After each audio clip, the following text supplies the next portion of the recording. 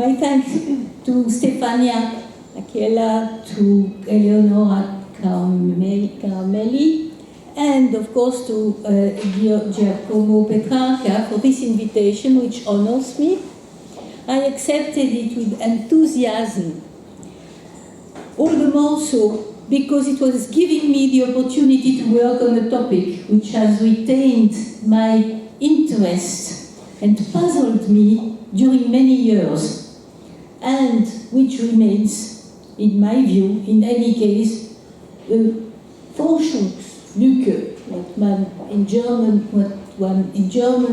calls a Forschungslücke, a research gap.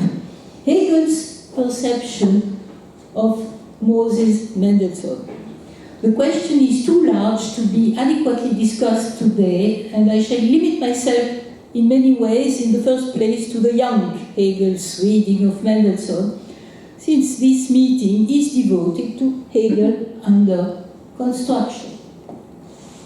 It is most often in the context of the Pantheismusstreit, the famous debate on pantheism, that the young Hegel's attitude towards Mendelssohn is examined. And then the young Hegel's attitude towards Mendelssohn is viewed together with his attitude towards Lessing. The Canadian specialist H.S. Harris regularly puts together the two friends, Lessing and Mendelssohn, in his well-known work on Hegel's development, which is entitled Towards the Sunlight. There can be no question, he writes, that Hegel sided with Mendelssohn in that dispute on pantheism, and not with Jacobi.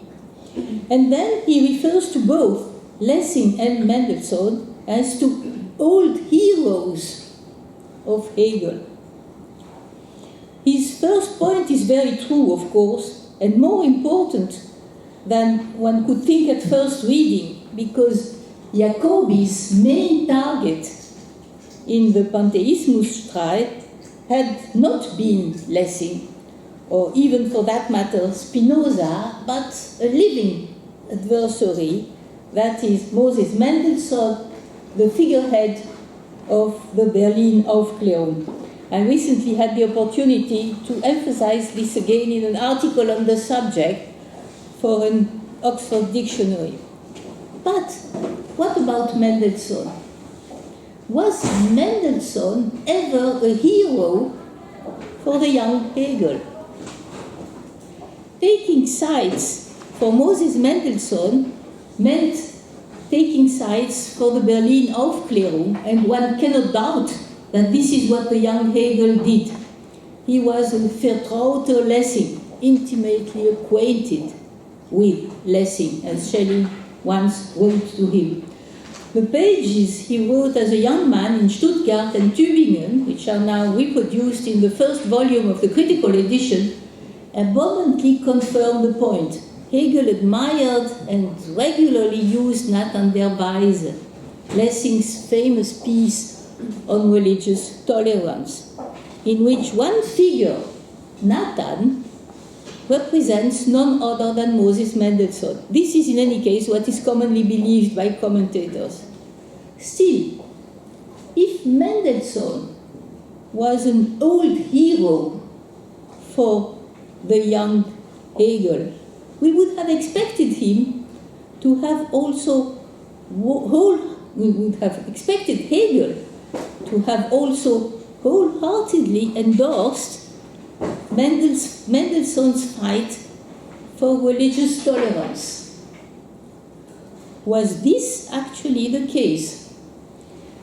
This is what H.S. Harris believes, and many do follow him on this point. Hegel, Harris says, derived, I quote, mainly from Lessing and Mendelssohn, an ideal of tolerance and charitable insight. This is the reason for which, according to him, Lessing and Mendelssohn had been old heroes of the young Hegel.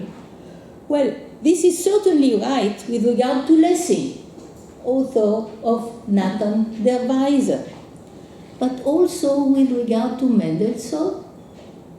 I cannot help wondering about that question. Was Mendelssohn a hero for the young Hegel? And if yes, in what sense? It is upon Mendelssohn's Jerusalem and upon the young Hegel's reaction to it that I shall focus today. This work was written and published in 1783 in the midst of the Pantheismusstreit, and the young Hegel read and studied it very early on, together with many other writings of Mendelssohn. This is not surprising. Prior to the Pantheismusstreit and to 1785, Mendelssohn had been considered one of the greatest living German philosophers. His immense popularity at the time is often forgotten today or pushed aside, and when it is mentioned, it is most often argued that the downfall in his popularity was due mainly to Kant's rising star. I am not sure that this is right. The downfall may well have owed much more to Jacobi's dealings. We know that Jacobi's publication was immensely successful. It was so great that many believed already at the time not just that Jacobi had killed Mendelssohn, literally, but also that he killed him metaphorically, that his publication marked the twilight, perhaps even the end of the Enlightenment as such. Some even contend that the philosophy of the Enlightenment is not alive anymore, ever since. All this probably goes too far, but I do think that the young Hegel's reading of Mendelssohn and his use of his works requires much more attention than the one which has been given to him up to these days. Real work has already been done on this, of course, also by Italian and recently, and some studies are very serious and detailed. Still, the basic question remains open. How did the young Hegel relate to Mendelssohn's writings, and with them to the figure of Mendelssohn? How did he perceive Mendelssohn? The author who is still much quoted on those points is somebody called Theodor Hering, a well-known German historian of ideas and Hegel specialist, who wrote in 1929 in an excursus to his Hegel sein Wollen und sein Werk that for Hegel, reading Mendelssohn had often been, I quote, important and stimulating almost down to the wording. Oft fast bis auf den Wortlaut hinaus von Wichtigkeit und anregend. And then Hering, who followed Nohl, already quoted here, evoked a few examples, concepts like Weisheit, Anmut und Dienst. Hering behaves as if he's dealing with a merely factual question, determining when and what Hegel read of Mendelssohn and how far his vocabulary was tainted by Mendelssohn. And that question is, of course, important. Still, the factual question leads us to another, more important one. Could Hegel have retained more than a vocabulary? Perhaps his way of formulating some basic questions, that of the relation between religion and politics, for example. Hering only saw in him the repository of Hegelian vocabulary, not a philosopher in his own right. This was probably not the case for Hegel, for whom the figure of Mendelssohn certainly was that of a philosopher, the embodiment of the Berlin Aufklärung. Hering seems not to have taken into account the fact that Mendelssohn could have been an important philosopher for Hegel, perhaps because Mendelssohn was a Jew. It must be remembered that Hering's work was published in 1929, and Hering is quite a controversial figure. I find it, therefore, quite astonishing that his sentences are so often taken over, up to our days, also by the great Mendelssohn specialist Alexander Altmann. Anyways, there is a research gap on the question of Hegel's relationship to Mendelssohn, which must be bridged. I shall focus here upon the young Hegel's reception of Mendelssohn's Jerusalem. I shall first say a few words about the work itself and its reception at the time, and then endeavor to find out how Hegel had read it, and more precisely how he related to the call for religious tolerance, which constitutes the end and the culminating point of the Jerusalem. What was the position of the young Hegel on that question? The new critical edition of Hegel's texts, volume 1 to 3, is extremely useful on that matter, and I do resort to those volumes extensively. But I shall also take the liberty of going back to Franz Rosenzweig's Hegel und der Staat, which has recently been translated into English. This work is older than Hering's, but I have already had several opportunities to discover that the scholars who prepared the new critical edition regularly confirm what Rosenzweig had already established. And this is not as surprising as one might think. Rosenzweig, who was an amazingly good historian of ideas, had gone to Berlin to document his work, and he had access to all those manuscripts which were edited later on by the specialists. He dutifully studied them.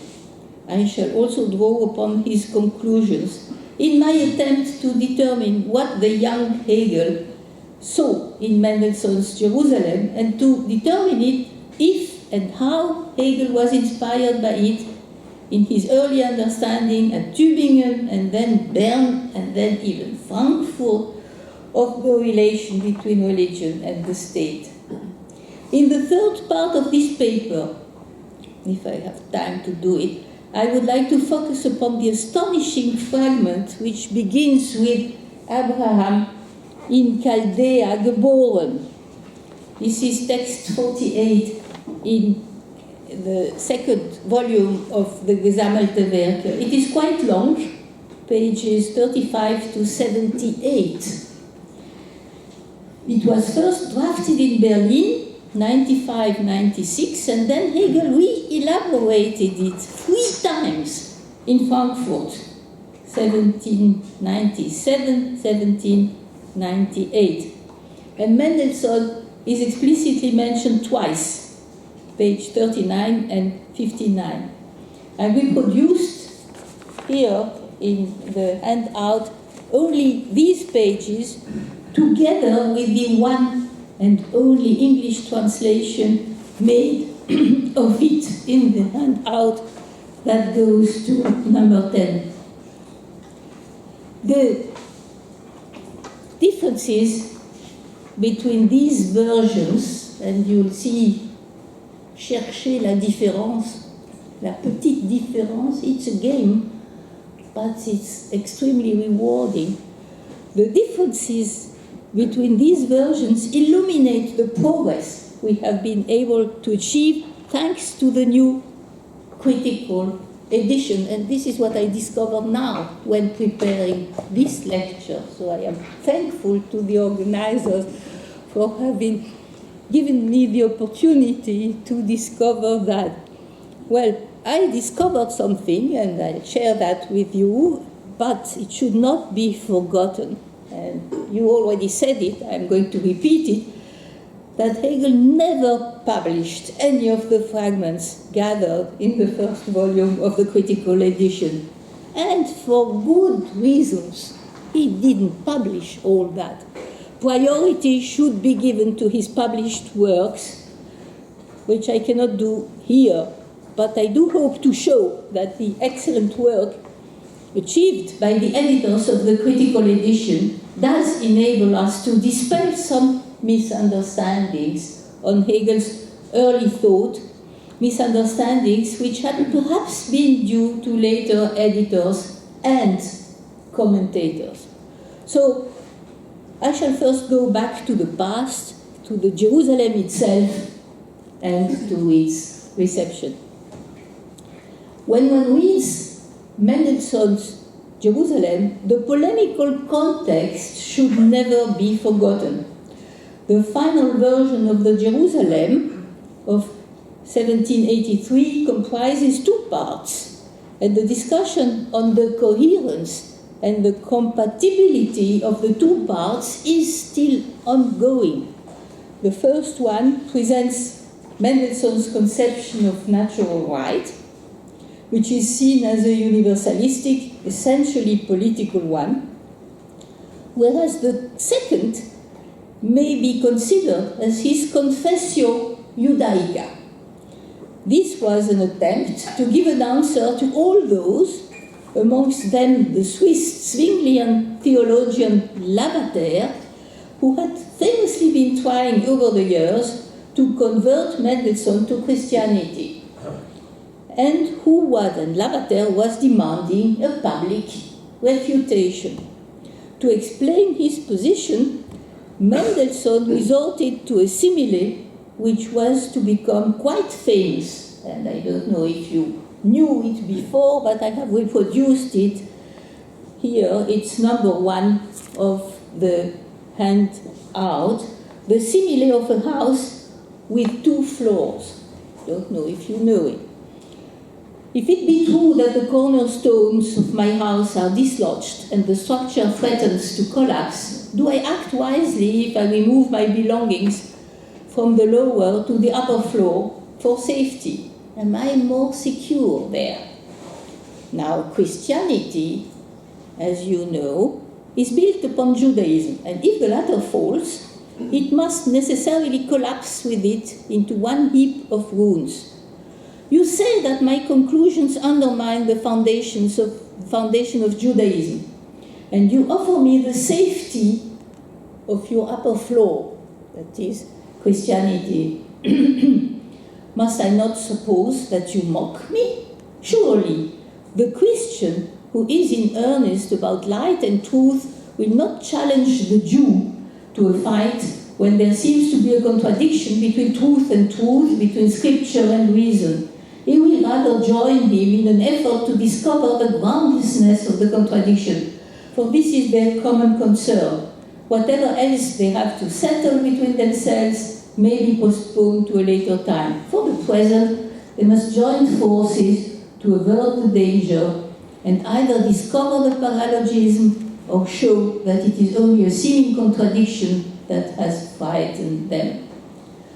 The passage is certainly worth paying attention to and discussing, if only because Kant himself commented it, as a matter of fact, several times. Also in his later texts, particularly in his religion within the boundaries of mere reason.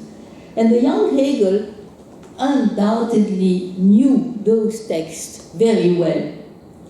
What the young Hegel also certainly knew, because this is what he commented, was the thesis which appears in the second part of the Jerusalem, and that's text 2 in the handout, according to which, I quote, Judaism knows of no revealed religion in the sense in which Christians understand this term. The Israelites possess a divine legislation, laws, commandments, ordinances, rules of life, instruction in the will of God as to how they should conduct themselves in order to attain temporal and eternal felicity. Propositions and prescriptions of this kind were revealed to them by Moses in a miraculous and supernatural manner, but no doctrinal opinions, no saving truth, no universal propositions of reason. These the Eternal reveals to us and to all other men at all times through nature and things, but never through word and script. And Mendelssohn repeated the thesis over and over again.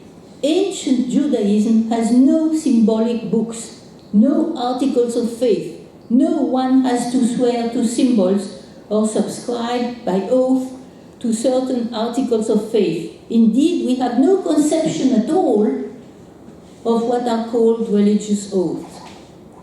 Mendelssohn also endeavored to define those famous ceremonial acts which separate the Israelites from other people. Do not eat with them, do not marry them, etc.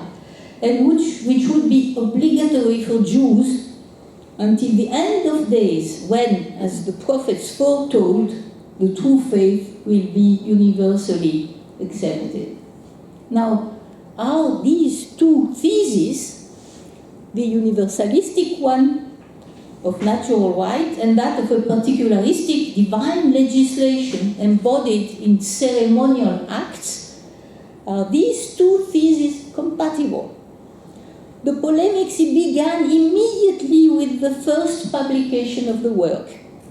Remarkably enough, Kant at the time seems to have been the only one, but if I want to be prudent, one of the only ones to praise the Jerusalem.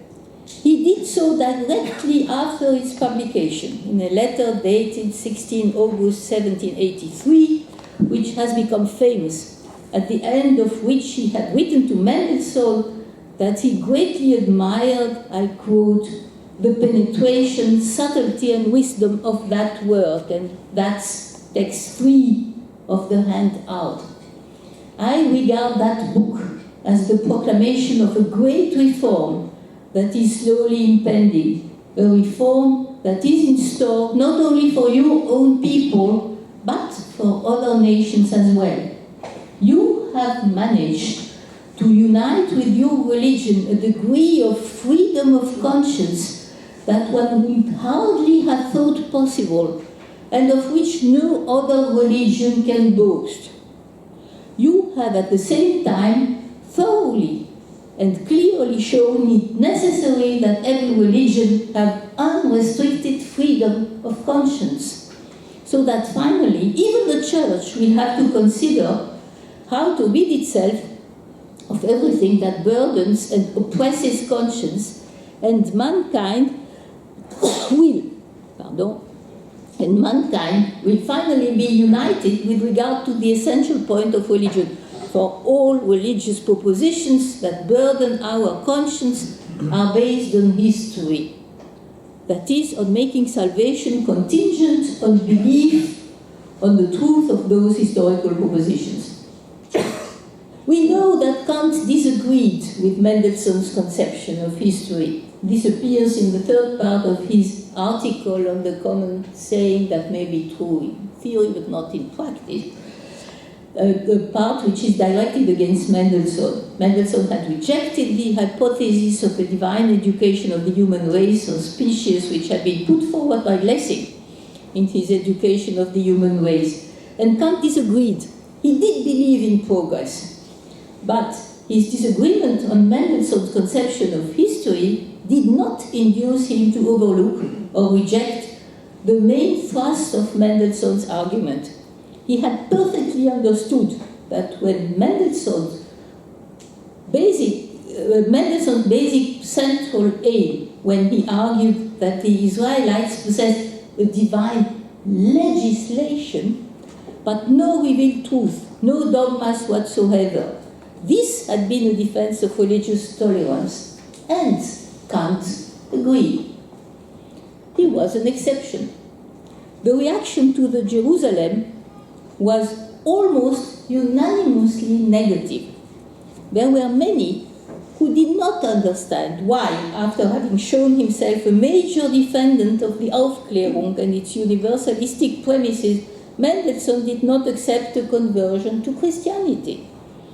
Mendelssohn himself openly spoke out about some professor of Leipzig, whom he did not name, who seems to have said that Mendelssohn was, I quote, in the first section a sophist, in the second a stubborn Jew, ein Stockjude. This refers to Mendelssohn's unequivocal defense in the second part of the text of the so-called ceremonial laws. Johann Georg Hamann's reaction in his Golgotha and Shiblemini, immediately after the publication of the Jerusalem, ought also to be mentioned here, because Hamann was a great friend of Jacobi and one of the sources of inspiration of the famous Spinoza letters. And also because Hegel wrote a recension on Hamann, in which he wrote that the Golgotha was undoubtedly the most important thing Hamann had written. Another reason for interesting oneself in that work is that Hamann also was in contact with Kant in Königsberg, and his criticism of Mendelssohn's Jerusalem certainly deserves to be compared with, or rather opposed to, Kant's own evaluation in Golgotha and Shiblimini, which is a very pro-Christian pamphlet. Hamann, who pretends to be in full agreement with Mendelssohn on the thesis that Judaism does not rest upon a revelation, contends that the difference between Judaism and Christianity does not rest upon that point, or, for that matter, upon the importance ascribed by Jews to laws, to the ceremonial laws, but upon the reliance of Judaism upon purely historical truth, Tatsachen, which would have happened somewhere at a certain point of time, and which could be considered as true, yet must still be established and confirmed by a recognized authority, witnesses, or miracles. The difference between Judaism and Christianity will not just concern the past, but also the future and what may be predicted in the future. Christianity, as a revealed religion, would rather rely upon faith. Still, I'm going to try to go a bit quicker. The debate about whether religion can be based on the authority of facts, Tatsachen, so-called historical facts, like that of a revelation, was then in full swing, as Lessing himself had noted in a wonderful little article on the little word Tatsache, an article Mendelssohn undoubtedly knew. But neither he himself nor Hegel endorsed Hamann's position. But Hegel's recension was written much later on, published in 1828, and what interests us here is the young Hegel, who certainly knew about Hamann, if only because Jacobi quotes him extensively, but who doesn't seem to have been interested in that work. The young Hegel was much more interested in the Berlin Enlightenment, the Aufklärung, whose foremost figure precisely was Mendelssohn. And he read Mendelssohn's Phaedon and the Jerusalem already at Stuttgart as a schoolboy. And in 1887, still in Stuttgart, as a schoolboy, he even took care of scrupulously copying long pages, 5-6 pages, in the critical edition of a whole article Mendelssohn had published in September 1784 in the Berlinische Monatsschrift über die Frage, was heißt aufklären. May one say then that Mendelssohn had been his hero, just like Lessing.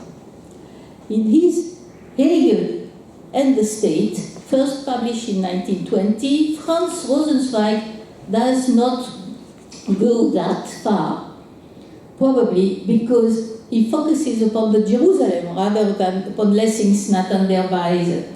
He does note, though, that for the young Hegel, Mendelssohn's Jerusalem, which, with its portrayal of the relationship between state and church, had been a starting point equally important as Kant's religion within the limits of reason alone, and Fichte's first work, the attempt at a critique of all revelation. The point is stunning and important, and also much too neglected.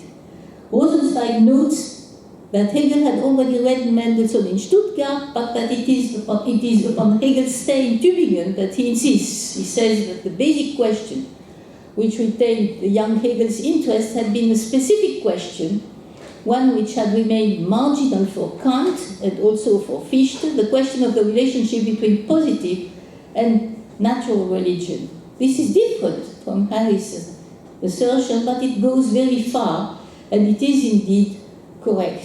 When one studies the volume 1 of the Gesammelte Werke, one discovers with some astonishment that the Jerusalem is present everywhere.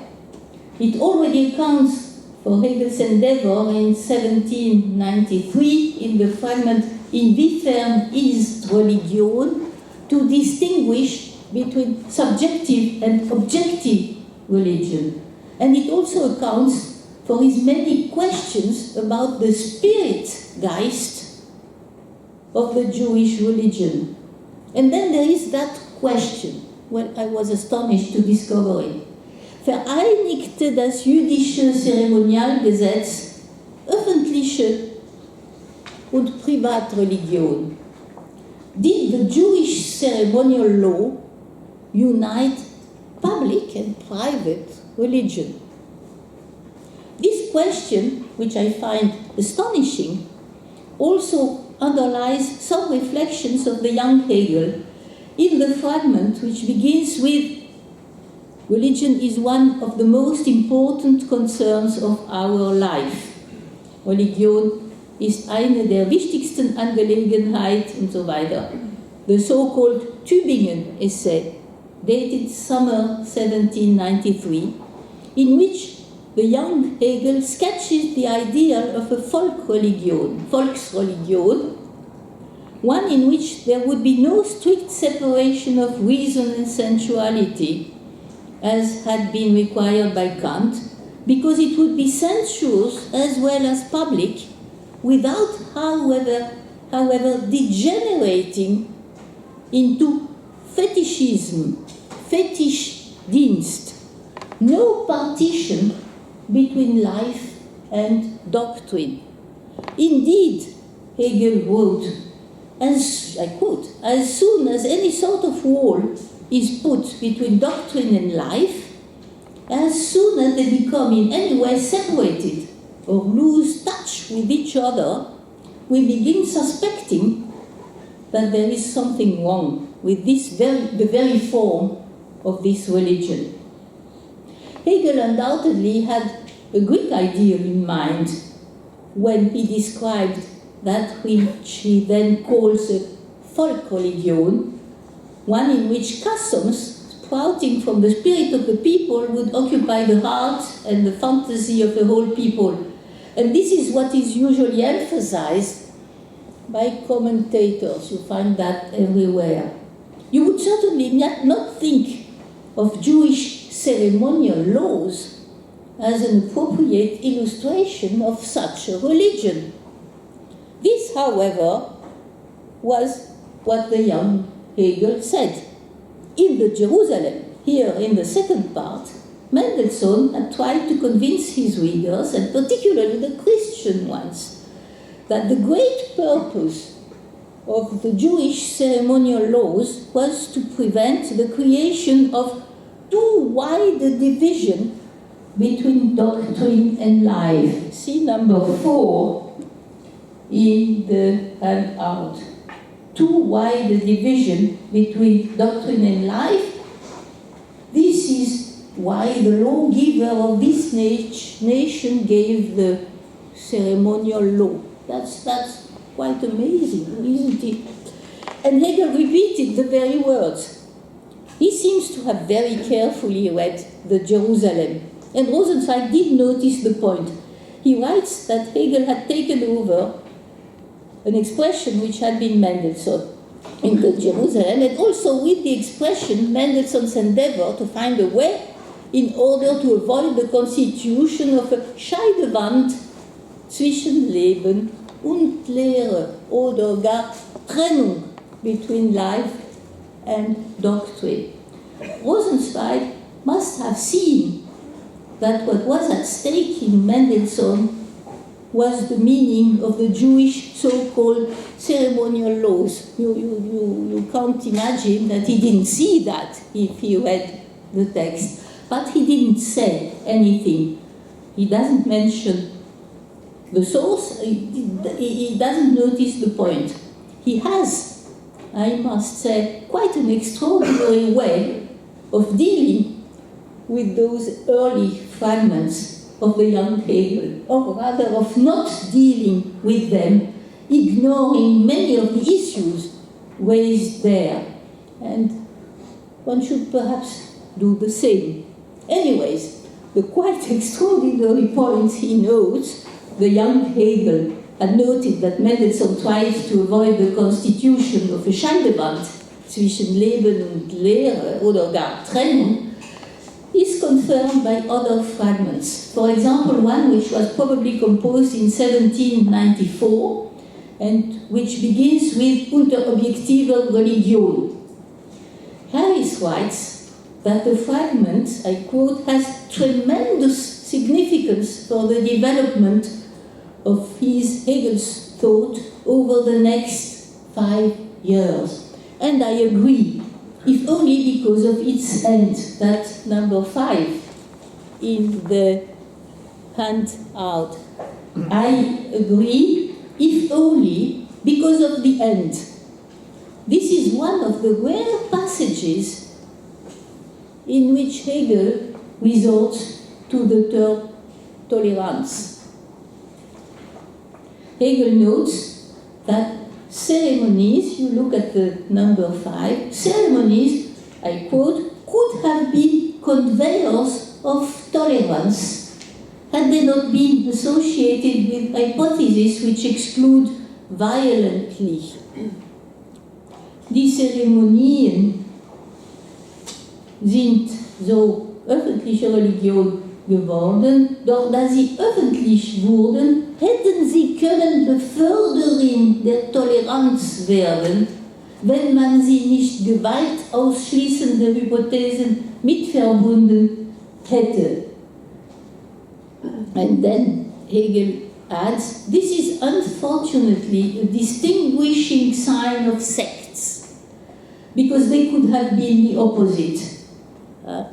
Ist leider ein Unterscheidungszeichen von Sekten, dass sie doch das Gegenteil hätten sein können. It is not surprising to discover that on such a theme, tolerance, Hegel has Mendelssohn in mind. It is not surprising either, or not so surprising, to discover that remark which immediately follows in the same fragment on the easiness with which those ceremonial laws, which could have been conveyors of tolerance, reversed into sectarianism. The fragment, as Harris says, does have tremendous significance for the development of Hegel's thought for the following years. This is the case also with regard to Hegel's treatment of Judaism. Hegel may well have been, in his youth, von der Aufklärung ergriffen, captured by the Enlightenment, but, as his biographer Rosenkranz once said, but this current of thought, the Enlightenment, German and not German, was far from having always been Jewish-friendly. And this should not be forgotten. I now shall try to move quickly to number 7, 10 of the handout, which all belong to the long fragment I already evoked in my introduction, Abraham in Chaldea geboren. I'll come back to 6 in a moment. It belongs to the history of Jews at the time of Jesus.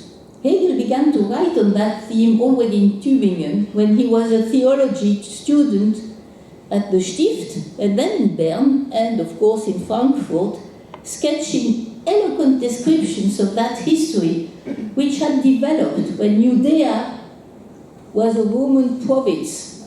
And indeed, at that time, Judea had not developed independently of foreign nations. And then there were sects, Essenes, Sadducees, and Pharisees, which inevitably arose. The term sect also appears at the bottom of number 7, of the passage number 7 in the handout.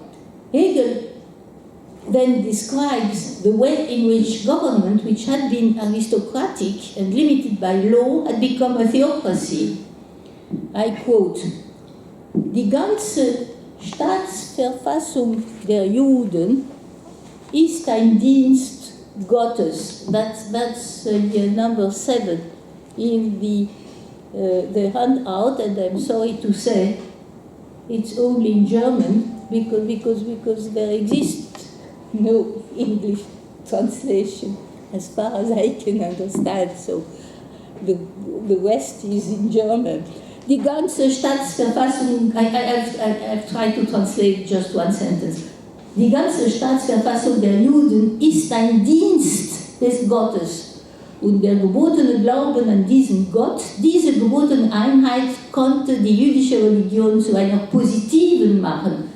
Für den, der sich zu jener Einheit erhob, war sie es freilich nicht. Now, if I try to translate, the entire state constitution of the Jews is a service of God, and the commanded faith in this God, this commanded unity, could make the Jewish religion a positive one. But for those who rose to that unity, it certainly was not positive. Hegel is evidently reading Mendelssohn. If you look at text 6 in the handout, out of which I arrived to it, I took the title of my contribution, Serving the State, is the true service of God. The sentence is Mendelssohn's. Hegel takes over the terms, for example, Dienst, as Hering noted, but also, as Rosenzweig had already pointed out, the question how a moral or religious society becomes a state and thereby becomes positive, to take up the terms he used at the time. My question, and now if I have still a little bit of time, now I'll get to part 3 of my presentation. My question concerns the way in which Hegel saw and used Mendelssohn. Did he only take from him a vocabulary, as Hering and many others seem to have thought, or did he see him differently? What was the figure of Mendelssohn for him? What did he actually extract from his early and very extensive reading of Mendelssohn? To answer this question, we may want to go back to the Jerusalem, perhaps even to the very first sentence of the book, which reads as follows, I quote, "State and religion, civil and ecclesiastical constitution, secular and churchly authority, how to oppose these pillars of social life to one another so that they are in balance and do not instead become burdens of social life or weigh down its foundations more than they help to uphold it, this is one of the most difficult tasks of politics." And then Mendelssohn evokes Hobbes and Locke on the question of the relation of religion to the state and on tolerance against fanaticism. He even mentions Spinoza's Metaphysics. This is the only mention of the name Spinoza, but he doesn't mention Spinoza's theological, political treatise, although he most certainly knew it and abundantly used it. But the subterranean influence of the Tractatus, that controversial book, can be presupposed between or behind the lines from the start and up to our days. And even if Mendelssohn nowhere explicitly refers to that book in his Jerusalem, well, it is commonly admitted by all the commentators today that he was strongly inspired by it when framing the basic thesis and structure of that work. What Mendelssohn extracted from Spinoza's Tractatus was the supreme commandment to safeguard freedom of religious thought, freedom of thought also in religious matters. And this is the reason for which he contended that the Israelites possess a divine legislation bearing upon how they should conduct themselves, but no doctrinal opinions, not even about God. He contended that those ceremonial acts which the adherent of Judaism had to observe incessantly had no other purpose than to preserve one basic, well-known teaching, the teaching, love thy neighbor as thyself, and all the rest is commentary. That's a well-known interpretation which Mendelssohn took over.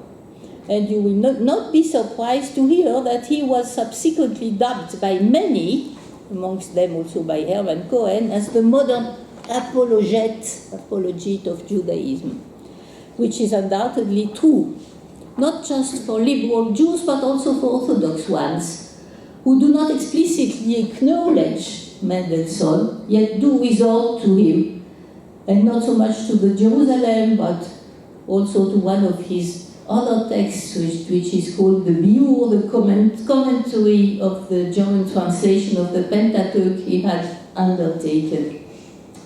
I must add that now, little story, that Mendelssohn's basic thesis in the Jerusalem, that the Israelites possess a divine legislation bearing upon how they should conduct themselves, but no doctrine, no doctrinal opinions, not even about God. This thesis is quite common up to our days amongst Jews, even among Orthodox ones who say, and I've heard that and been told that, you shouldn't talk about orthodoxy, you should talk about orthopraxy. The praxis should be right, not the doxa, not the opinion. That doesn't exist in Jews. And I always remember with amusement, and I'm going to try and say something a bit easier because times are difficult. I always remember with amazement of one of my French colleagues when he heard a French rabbi who was participating with him and with me in a radio program, and who stoutly declared that for his part he had never believed in God. But, said my colleague, how can he say that? He is a rabbi, and he even has a black kippah on his head. Well, here you are. It's not the doctrine, it's the practice which counts. There is no doctrine. So, this is what Mendelssohn said. But of course, and this is the main point to which I come now at the end of this lecture, this is not what the young Hegel saw in Mendelssohn. What did the young Hegel see in Mendelssohn in his younger years? So I'm not going to talk about Rosenzweig anymore, but I shall just show you one of my discoveries. Of course, the young Hegel valued in Mendelssohn first what Lessing had seen in him, the foremost representative of the Berlin Aufklärung, with his fight for religious tolerance. This shines through all his early fragments, which attest to his admiration for Lessing's Nathan der Weise, and even through the fragment Abraham in Chaldea geboren, the first version of it. In the handout, it's number 8. Number 8, which is in German. I am sorry, no translation. Of that there is no translation. Und Mendelssohn rechnet es seinem Glauben zum hohen Verdienst, dass in ihm keine ewige Wahrheiten geboten seien, und diese Freiheit das schätzbarste Gut des Menschen dadurch so sehr respektiert worden sei. Aber wir hätten Schönheit diejenige ahnen können, etc. I try to translate. and Mendelssohn counts it to the high merit of his faith that no eternal truths were commanded in it, and that this freedom, or that freedom, the most precious good of man, was thereby so much respected. Well, I had long asked myself if Hegel had understood that that famous thesis of Mendelssohn, Judaism knows of no revealed religion, no doctrinal opinions, only the divine legislations, only laws, see again number 2 in the handout, I had long asked myself if Hegel had understood that Mendelssohn had developed the thesis first and foremost in order to safeguard freedom, that most precious good of man, and thereby tolerance. Hegel, well, you can see in that fragment, the first version of the fragment, Hegel, of course, knew that. How could he ever have not noticed that, since this had been Mendelssohn's basic intention? It's everywhere in Mendelssohn. Mendelssohn was known for that. But that sentence I have just translated for you, that sentence, which still appears in the first version of the fragment, Abraham in Chaldea geboren, that sentence does not appear in the second version, the one which was reproduced by Knoll and translated into English. You'll see number 10. Number 9 is the German, and number 10 is the famous text which everybody knows and which is so blatantly anti-Semitic. It's amazingly anti-Semitic. But the sentence is missing. The text is so famous that it won't be necessary to read it again, and I won't do it. But I wonder, why did Hegel erase the sentence? Because it's Hegel who did that. It's not the commentators or the editors of the text. The texts were never published, as you know. Well, I've already written and published on that question, and I shall not develop again the answer, which seems to me most plausible. Hegel had first carefully read Mendelssohn's Jerusalem with its plea for religious tolerance. And he also had read many other texts, amongst them Tacitus, Flavius Joseph, Gibbon, etc., with whatever they contain on Jews. And then, in Bern, he discovered Spinoza's Tractatus. And Spinoza's Tractatus made such a strong impression on him that it overshadowed the lesson of tolerance given by Mendelssohn in his Jerusalem, and Mendelssohn became for him something else.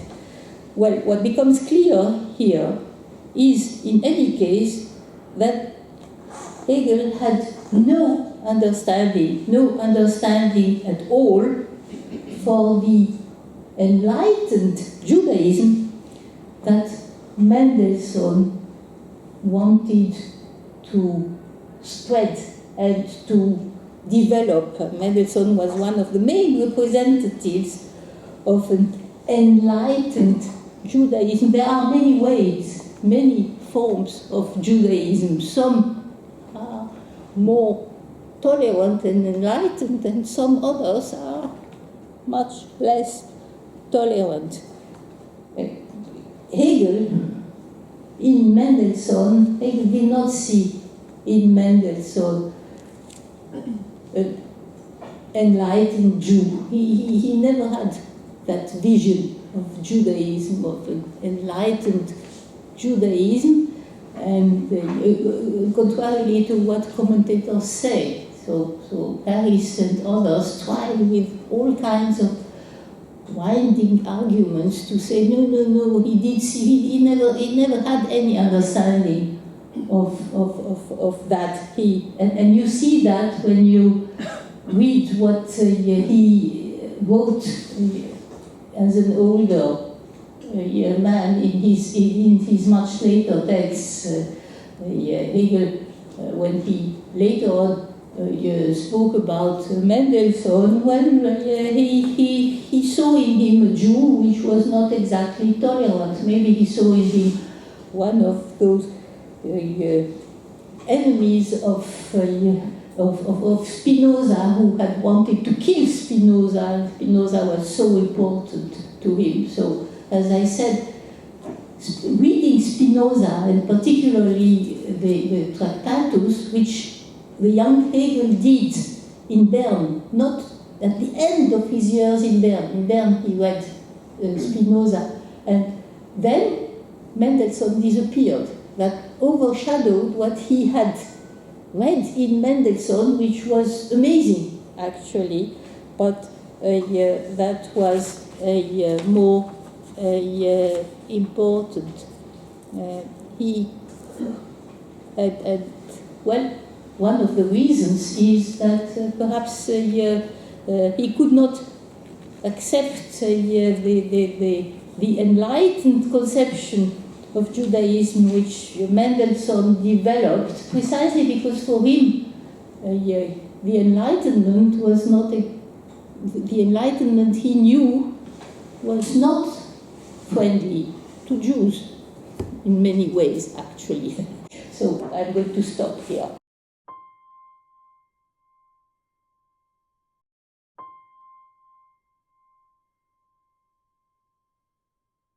First of all, I would like to thank the organizers. Thank you for having me.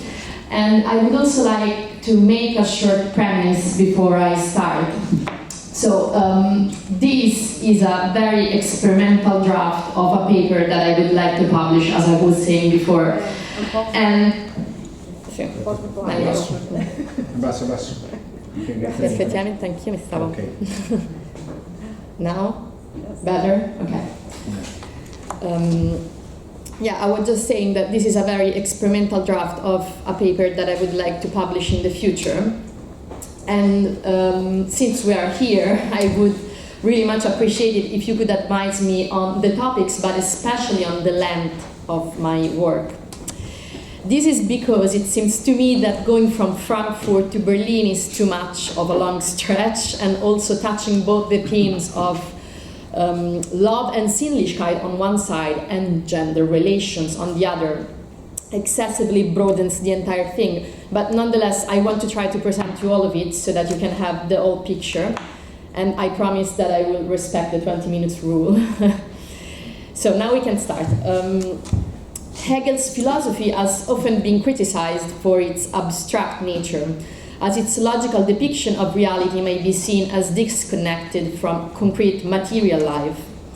According to this perspective, finite determinations and sensuous experience are absorbed in concepts and spirit, losing their consistency somehow.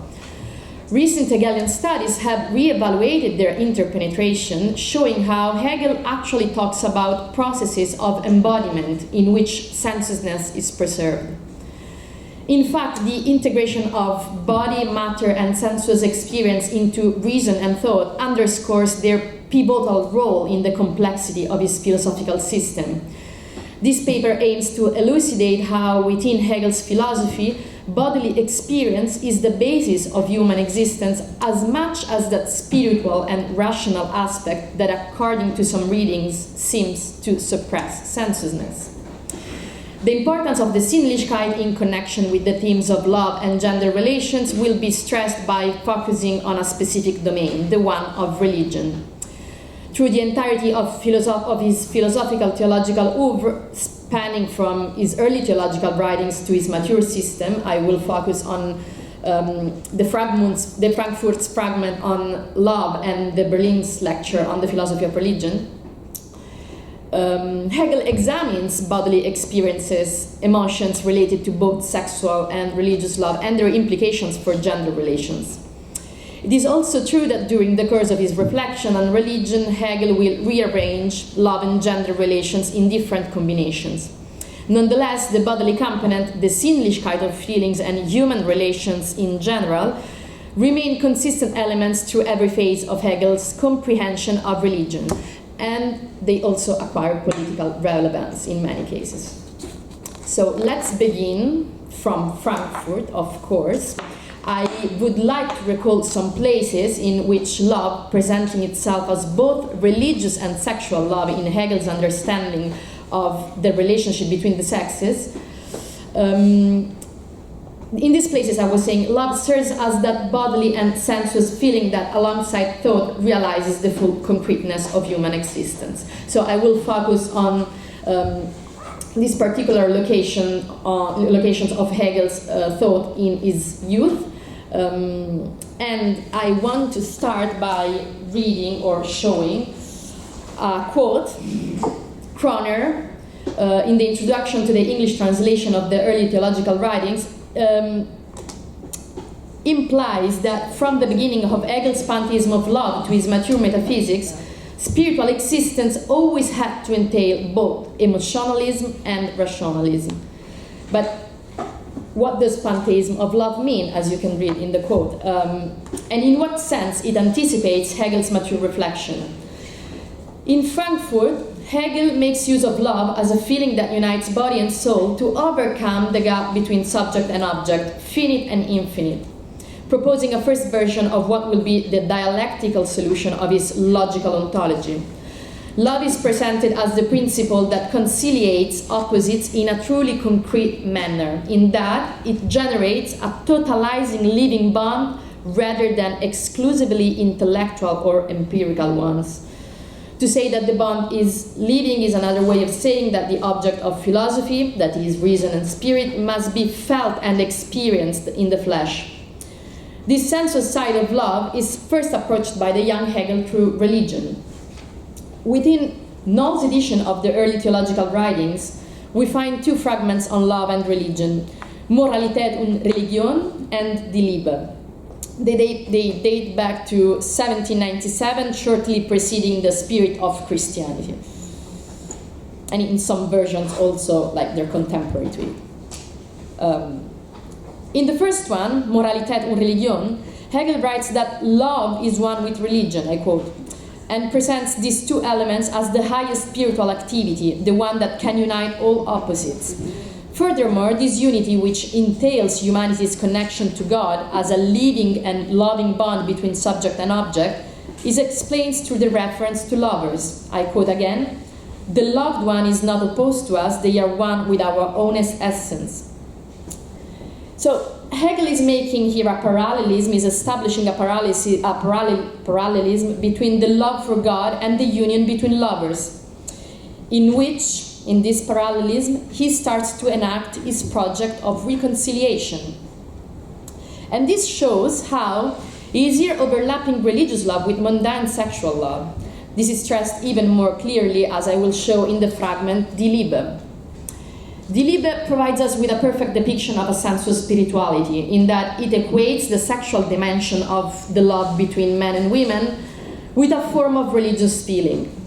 The latter subsequently finds its literal body in passion, human affection, and parenthood.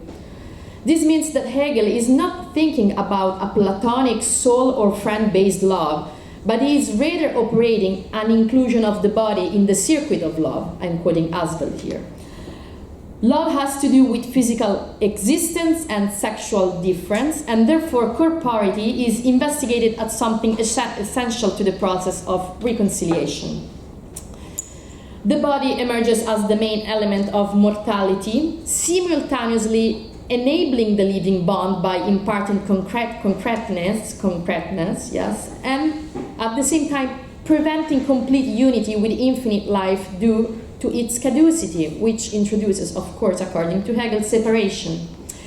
However, and this is quite interesting, I think, I quote Claudia Mancina, and I'm showing you this quote because I think it's really clear how she explains what is going on in Die Liebe, the fragment. By referring to the fragment's underlying celebration of sexual relations, Claudia Mancina writes what you can see here. Sexual intercourse, therefore, is not seen as a subordinate moment. So this doesn't mean that Hegel is conducting a devaluation of the body when he says that the body introduces separation. He's not promoting a disincarnated love. And this appears evident in his concept of shame, which is peculiar, I would say. Shame diverges from dogmatic convictions of pleasure or sexual relations, fostering these relations instead. Paradoxically, what is pursued when shame is concerned is the union of the bodies, which, according to the young Hegel, opens the way to overcome that sense of separateness that humans may feel in their own individual corporeity. Shame, in other words, is described as the disdain that love feels towards the resistance to the unification of corporeity. The latter consists in the merging of one sex with the other, meaning that the sexual act is exactly what can overcome separation and grant the sought-after concrete reconciliation Hegel keeps referring to. It is interesting in terms of sexual difference that Hegel refers here to a giving and taking that establishes a form of equality between man and woman. Departing from Kant and Fichte's sometimes asymmetrical relation between the sexes, Hegel writes that, and I quote, "True union, or love proper, exists only between living beings who are alike in power and thus, in one another's eyes, living beings from every point of view. Men and women are defined by a dialectical play of identity and difference that results, somehow, in equity and reciprocity." The reconciliation of senses and reason that Hegel seeks in Frankfurt acquires political relevance if compared to the project of the so-called new mythology or mythology of reason of the system program. This fragment, dated 1796, is most commonly attributed to the young Hegel of the Volksreligion, a civil religion that was supposed to educate the people by appealing to their hearts and feelings. The artistic and religious Sinnlichkeit of a modern mythology should have worked as a way of emancipation and freedom inside society, not only for philosophers, but also for the rest of the people. So we can see a fil rouge over here in his youth, in Hegel's youth. And in the spirit of Christianity, in fact, Hegel tries to correct the modern separation between senses and reason by advancing a religion that could harmonize them, as the Greek religion of beauty used to do. This religion is again a love religion that Hegel recognizes in the teachings of Christ and in the early Christian community. In this framework, Jesus doesn't act as the moral model of Kant's rationalism, but rather overcomes the gap between passion and intellectual imperatives, natural inclination and duty. The modification of life Hegel refers to here consists in concrete, fulfilling unity between sensuous experience and concepts. The ethics of love preached by Jesus aims to spread divine love between humans, man and woman, God and humans, in order to conciliate, as I said already, the empirical and emotional aspects of life with the rational ones. Once again, we find ourselves in front of a paradigm that doesn't dispel sensuousness, but rather embraces it by giving corporeity to feelings. These embodied emotions, in fact, are supposed to be pathological, as Fujita says, instead of merely spiritual or religious in an abstract kind of sense. Hegel is also exploring the possibility that love could still work as that proto-dialectical principle of reconciliation capable of unifying subjectivity and objectivity as seen in the past fragments. However, the conclusions he reaches this time are not the ones of Die Liebe. He sees that love can no longer reconcile subjectivity and objectivity because the loving and living bond that seemed to act as complete interpenetration between man and God, as well as between lovers, could not truly comprehend objectivity in modernity. The latter, in fact, is characterized by continuous division, Objectivity escapes subjectivity, and love can only fill the gap in an immediate and thus partial way. This immediate guise and inevitably reproduces separation, since it is not able to hold the contradiction, what Hegel would define as the difference in the identity. This means, as I will better explain in the next minutes, that love lacks reflection, that is the negative aspect of dialectic which makes an identity mediated. A well-conceived religion should bring these two aspects of love and reflection together, but according to Hegel, at least here in Frankfurt, Christianity doesn't achieve that. Christian religion, in fact, appears as an unsatisfying means of reconciliation because its creed and dogma have somehow petrified Christ's love message, the one that should have bound individuals in a religious community, both pathological and spiritual. In this sense, the spirit of Christianity, as well as the positivity of Christian religion, are a critique of codified Christian faith, which presents itself as a new kind of separation between passion and intellect. The believers, in fact, could not interpret the symbol constituted by the factual Jesus as the expression of an eternal bond. They clung to the finite historical reality of Christ, which they loved immediately in that determinate time and place. And after the latter had vanished, after Christ had vanished, they produced a cleft between body and spirit, humanity and divinity. The sensuous conceptual unity embodied by Christ belongs to the past and escapes them. Hegel, I believe, will partly solve this problem with his mature philosophy of religion and his theory of representation, which I will address now to show how feelings and sensuousness, including love, are still present in Berlin.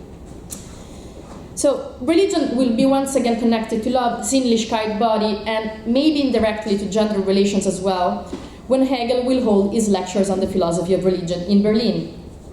Long way before that period, Christianity had moved to the status of absolute most perfect religion within Hegel's view. Christian religion is now presented as the form of religion that most adequately expresses the truth, as far as religion can achieve, of course. And Hegel's attitude toward Christian religion, therefore, has definitively changed since the spirit of Christianity.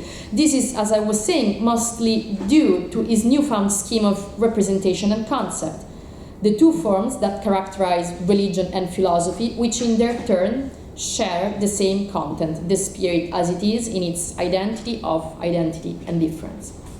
As I stressed already, love, and in particular that religious love of the early Christian community that Hegel holds dear in Frankfurt, is not suitable for the fractured nature of modernity. This happens because love's immediate mode of unification can't reconcile subject and object. It seems, in fact, that the mature Hegel is leaving feelings and Sinnlichkeit behind in favor of reason and philosophy, which provide concrete reconciliation through the ultimate expression of the spirit, a form capable of entailing both difference and identity as the content it conveys, a conceptual form, of course. To reach this result, reflection is needed, that is a middle moment of mediation between immediacy and concrete identity, which gives expression to duplicity in order for it to be reconciled in a new differentiated unity, the Hegelian concept. The latter, however, is not abstract as it may sound, but it is rather conciliated with the sensuous expression that it has superseded. The process of Aufhebung, as we all know, works as a critique and a rehabilitation of specific determinations, and this is exactly what happens between senses and reason, religion and philosophy in Hegel's mature system. Religion, the Christian one especially, offers the aforementioned moment of reflection through the peculiar form of representation. This form rests one step ahead of immediate feeling, reaching towards concepts, but still retains that sensuous aspect that is central to my reading of Hegel, at least. The Vorstellung, in fact, constitutes a moment of essential mediation that binds the sensuous intuition of art and the conceptual reality of philosophy. Through its symbolic functioning, which manifests conceptual content in sensuous form, representation conveys spiritual knowledge and somehow enacts spiritual life, so both theoretical and practical aspects. It achieves this in a more democratic manner compared to logic, because it appeals to the readily accessible realm of senses, fantasy, and emotions. Consequently, if it is true that the sensuous aspects must be criticized for the content to be expressed in the most adequate form, the conceptual one, it is also true that these aspects provide the mediation that the spirit needs to concretely manifest itself. Without this Offenbarung, the truth would remain abstract, imprisoned in logical categories like a ghost, as Fackenheim writes. This implies that Hegel is once again emphasizing the importance of sensuous and intuitive elements, now within an epistemological and theoretical context.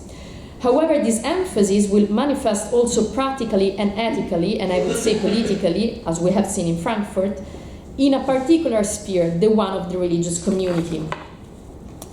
When Jesus, the representation par excellence, dies, something crucial happens. While at the time of the spirit of Christianity, Hegel believed that the death of Christ marked the dissolution of the community of love among the early Christians, in Berlin he demonstrates how the mediator, acting as the moment of reflection that must be aufgehoben in order to attain concrete unity, necessarily has to die for the spirit to be infused in the community of the believers, which is now defined as Gemeinde des Geistes. In the lectures on the philosophy of religion, Hegel in fact explains how Christ embodies the identity of the finite and the infinite. However, truth must be universal, and therefore the identity has to be assimilated as something internal to every human being. This means that having faith in the fact that Jesus is the Son of God translates into understanding his figure as a moment of the idea that is repeated in every single man. This transfiguration, according to Hegel, marks the onset of concrete faith, or rather the certainty of the truth that is reached within the cult and the community. Subject and object finally find a first reconciliation. This transforming faith, which goes beyond the positivity of dogmas or miracles, already belongs to a somewhat conceptual horizon.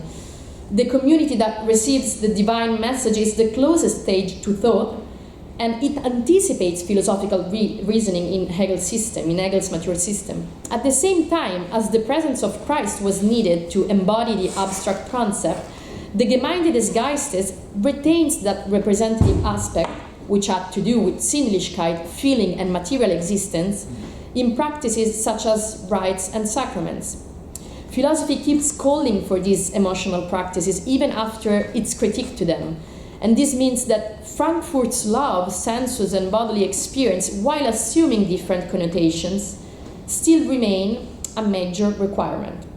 The life of the community can't verify true in conceptual manners and achieve the ultimate reconciliation of philosophy, but it can and must grant the satisfying form of body-mind reconciliation that philosophy alone lacks.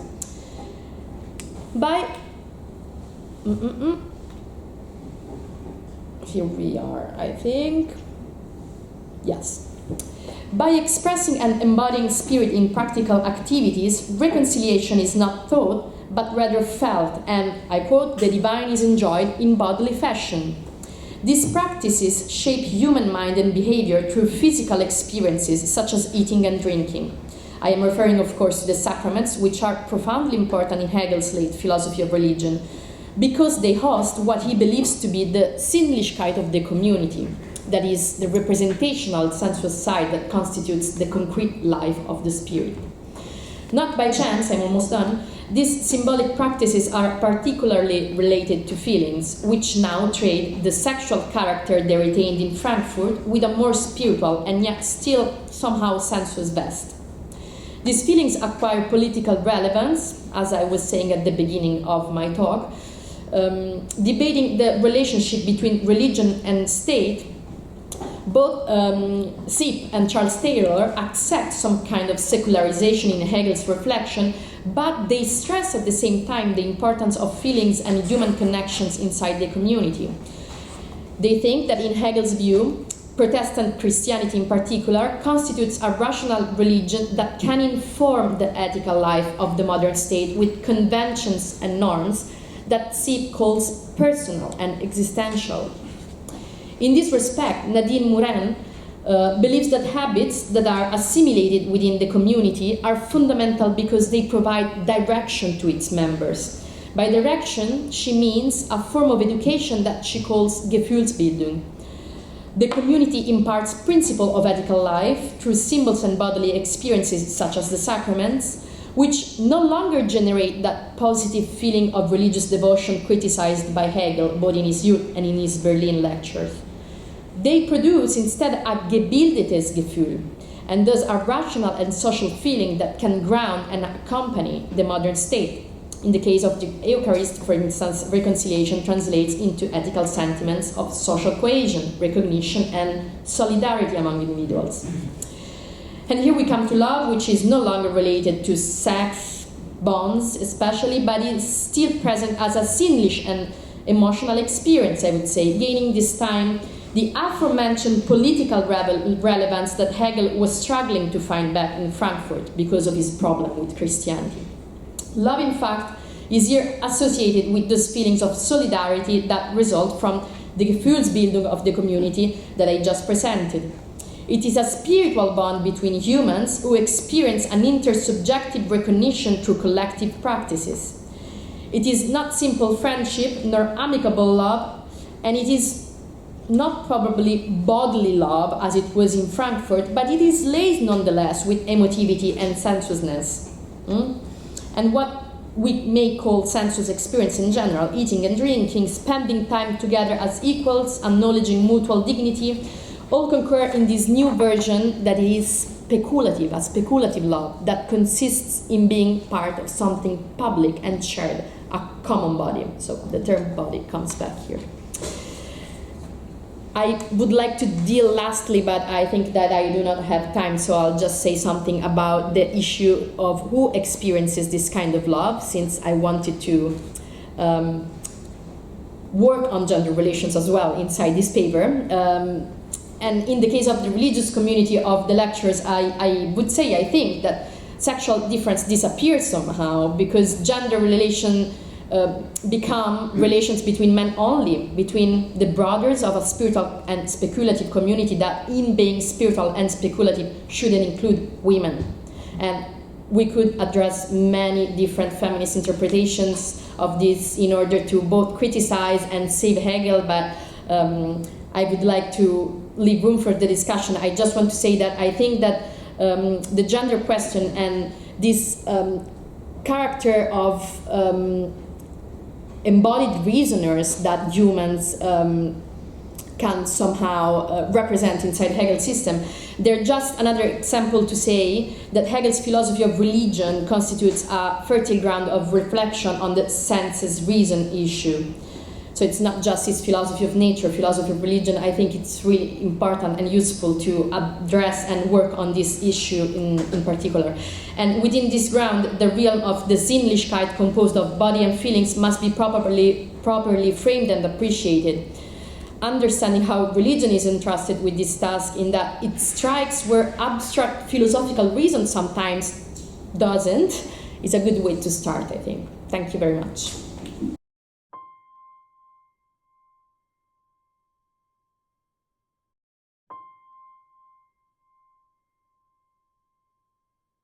So it's widely acknowledged that the idea of Aufhebung or determinate negation has its origin in Hegel's early and especially Frankfurt writings.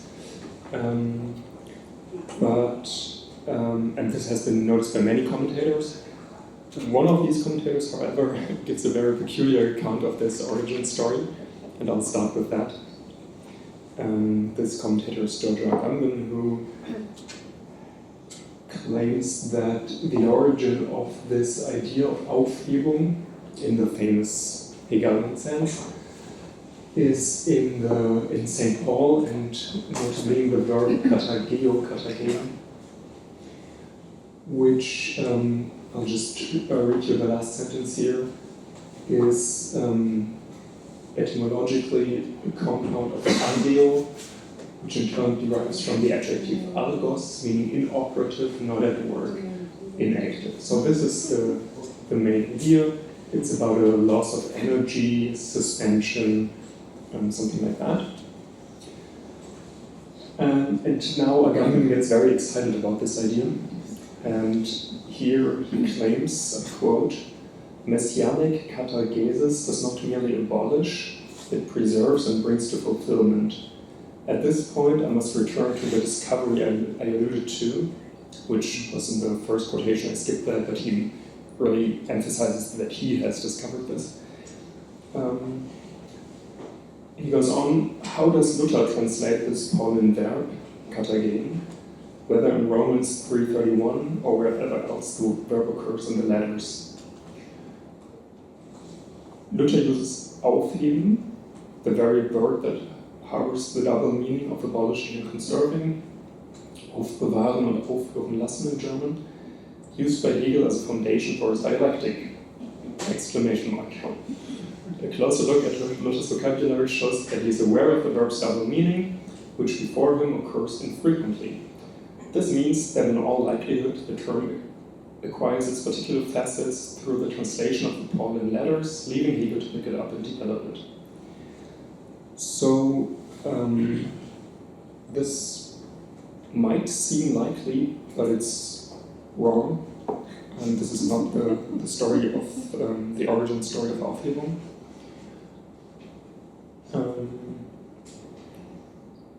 And this is really evident when we look at the passage that Agamben refers to here, that is Romans 3:31.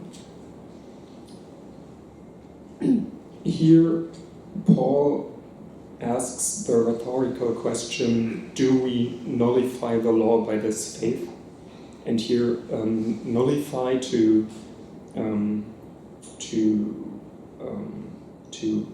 what is another word for that?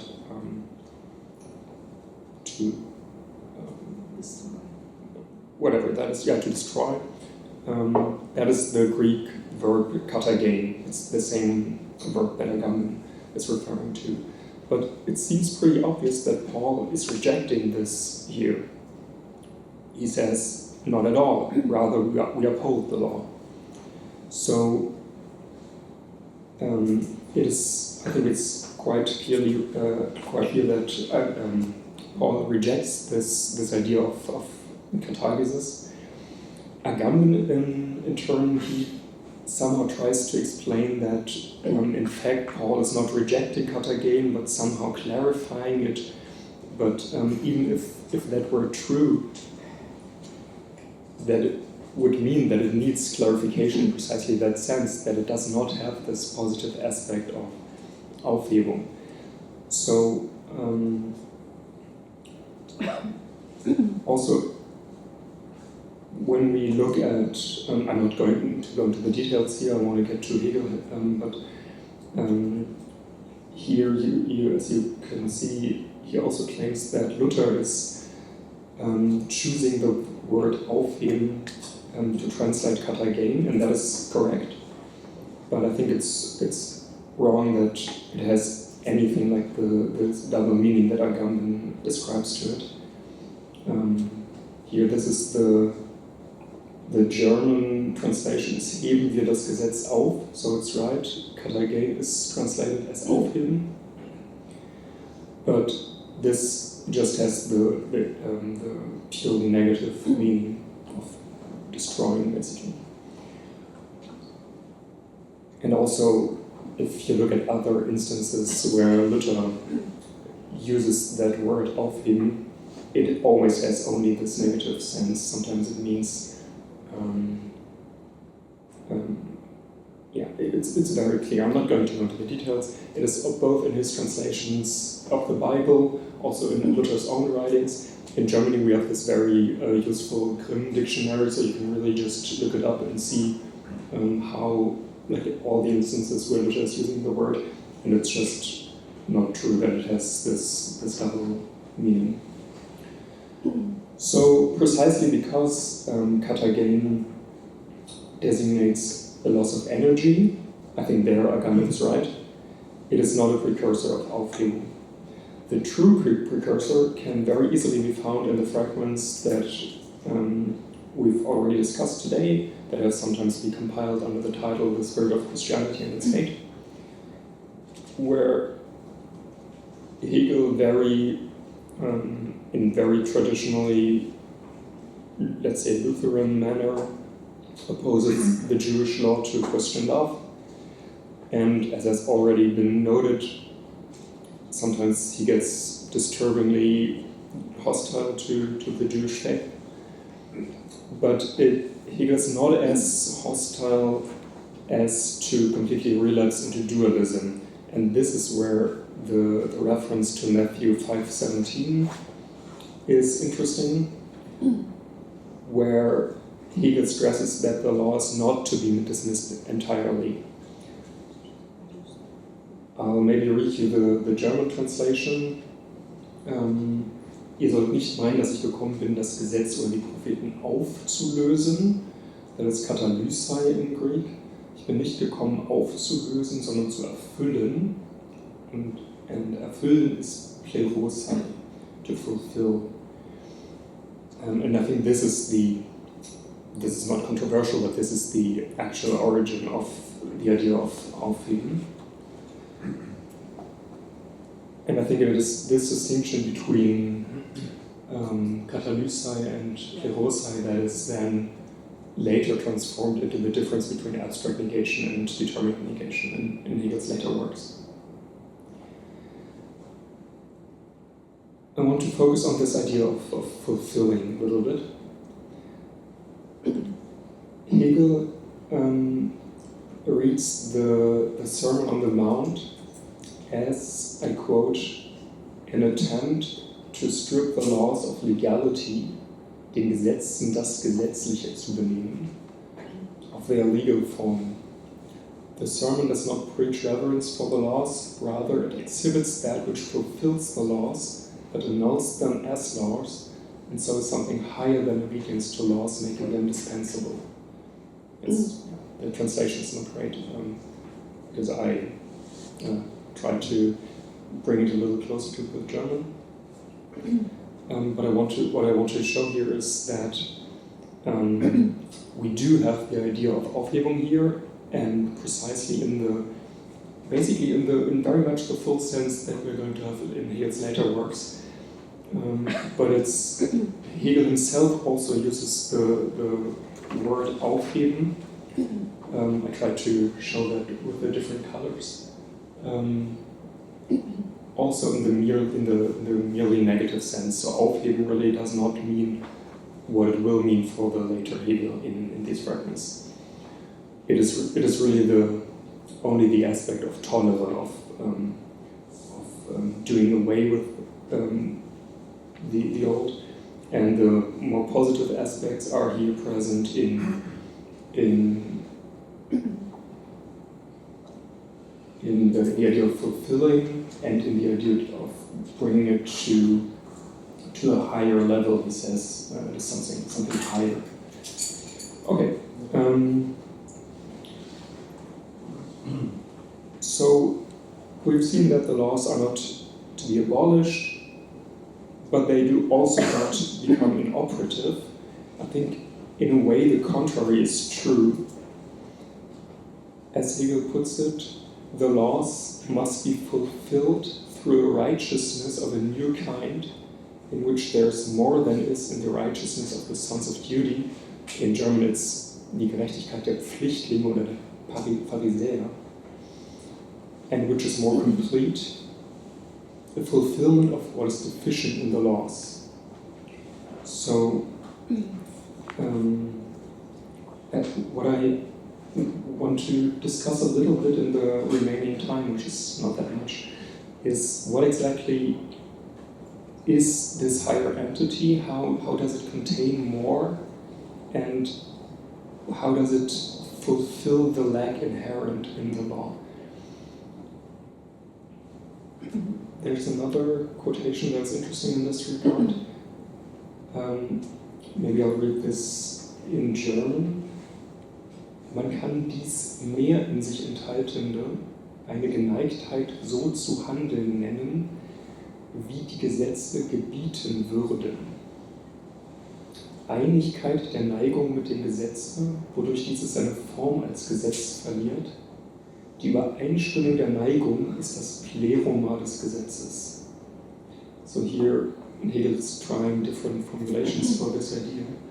And I think it's striking that the laws do not lose their power, but to the contrary, in the new form of life that Jesus announces, the laws are internalized in a way, and they become so self-evident, almost natural, that they do not need to be pointed out explicitly in the form of commands, but they are still somehow present implicitly. Another way to put it is that the content of the laws does remain effective, and I would even say it is realized more thoroughly than before. But the form is somehow not doing justice to the content. So the form of the law is in tension with the content it's trying to command. This is something that Hegel then gives some examples or rather he discusses the examples that Jesus is giving in the Sermon on the Mount. And here he is contrasting in a very interesting way the prohibition of killing as a principle of universal legislation in the Kantian sense, and then he contrasts that to what he thinks Jesus is saying. And this different kind of normativity, he calls it einen höheren Genius der Versöhnlichkeit, der nicht nur nicht gegen jenes Gesetz handelt, sondern es ganz überflüssig macht. So, I think this is important. It is not only the case that in the new form of life, people don't act counter to the law. The double negation is important. To put it positively, people still do act in accordance with the law, but this is not all. There's more to it. So, this is also to illustrate that I think it's not that the law becomes ineffective, but it becomes effective in new ways and more thoroughly, more widely. And the tension and even the difference between law and inclination is supposed to disappear. I'm not exactly sure if I understand what that means, but apparently Hegel thinks that they can become parts, like laws and inclination, they can become parts of an organic unity, which Hegel here calls life or love. And once we abstract from that unity, then the laws reappear in the form of laws, but they are not, one could say they are not action guiding for the people involved in that form of life in the form of laws. So it's not that people walk around asking themselves, what can I do to act in accordance with this law? Rather, it becomes maybe second nature for them to act in accordance with the law. So these are just my very rough ideas of what the difference between what I just called different kinds of normativity might actually consist in. Because one idea that I have is that it's different directions of fit, so to speak. So on the one hand, we have a form of life and we observe people's behavior, and then we can say, oh, they follow certain laws. And then the laws are present, they are implicit somehow, but they are not present in the form of laws. So this could be something like what Hegel is getting at here. And I think it's a really interesting idea, this whole difference, because there's a whole critique of the separation between is and ought here, between what Hegel will later call the mere ought, and already in these fragments, he's talking about this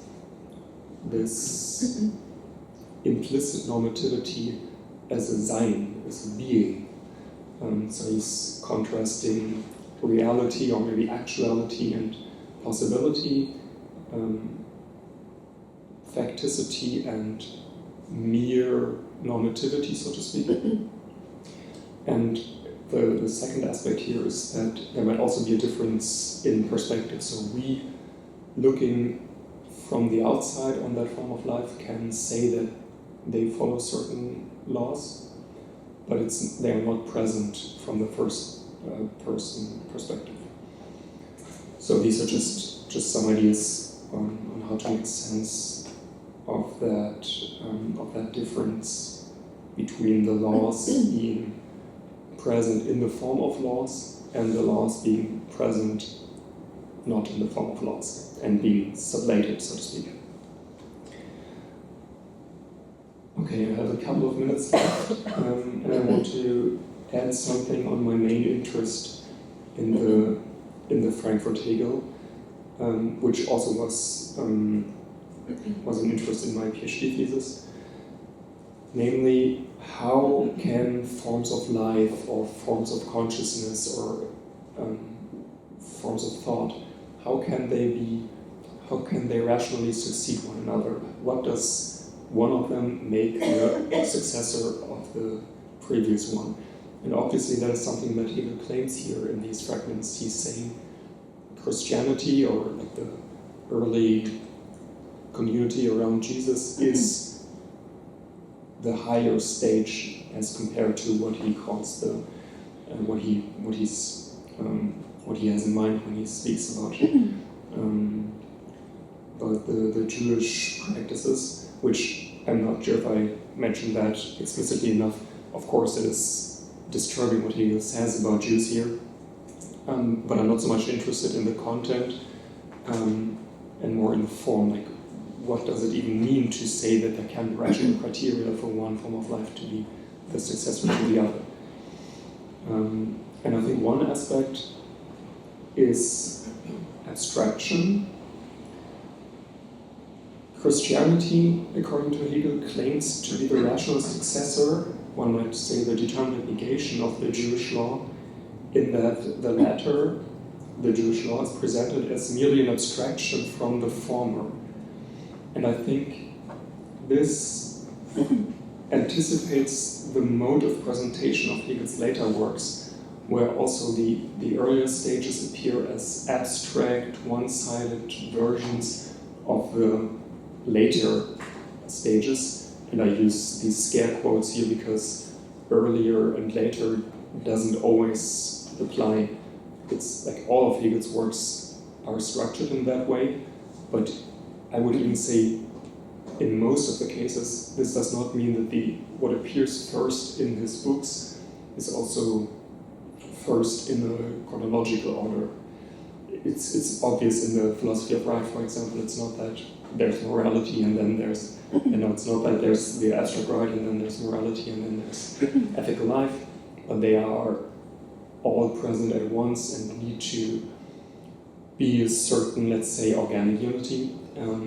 But the way to reconstruct their relation has to be linear. So because you can write books in different ways, but Hegel writes books that have a start and an end, and I think that's why I used these scare quotes when I said earlier and later stages. But in this case, both the chronological and the synchronous aspect are more or less the same. I can't really go into that any longer. The other thing is contradiction. That is quite obvious. What makes the new form of life the rational successor of the old one is that it can resolve a contradiction that is constitutive for the old form of life. And in this case, this would mean that in its, let's say, Jewish Kantian form, the law is in tension with its content, and it is even opposed to its content. we have already seen this in a quotation above, where Hegel says that the pleroma means to fulfill that which is deficient in the old. And on another occasion he says that pleroma means a fulfillment. He says that pleroma is a supplement of what was present in a contradictory form. And by that he means that the content was present in a form, the content of the laws was present in a form that is somehow contradictory to that content.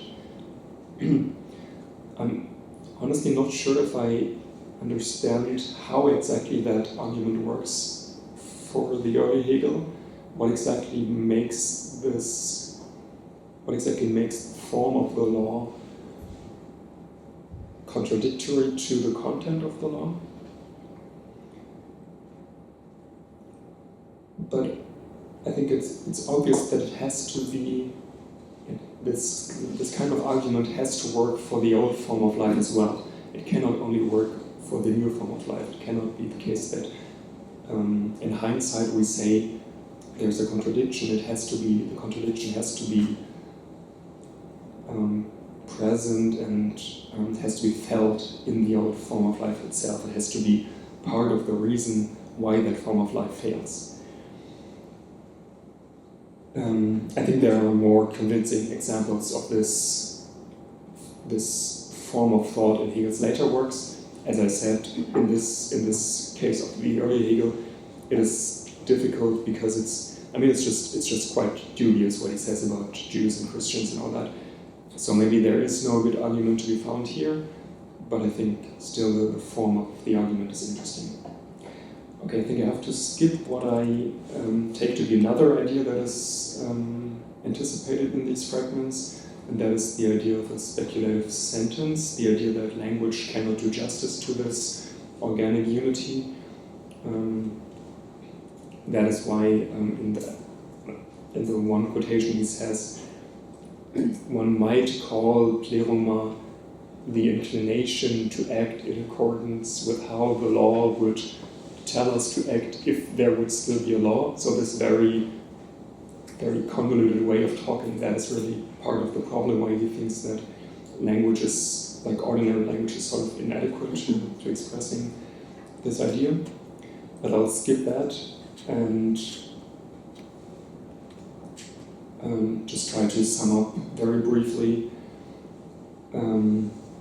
As I have said, the story that Agamben offers is basically made up, and one could think that in this regard he proves to be a worthy follower of Jacob Taubes, who also like to just make stuff up.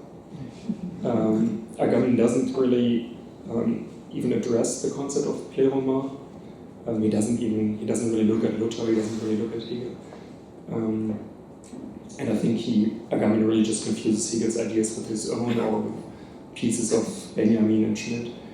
And it could be the case that the resulting conception in Agamben is interesting on its own terms. I'm not saying anything about that right now, but I think it should just be addressed separately from what Hegel actually said and thought. And I try to just give some hints in what I take to be the right direction. And with that, my 25 minutes are already over, and I thank you for your attention.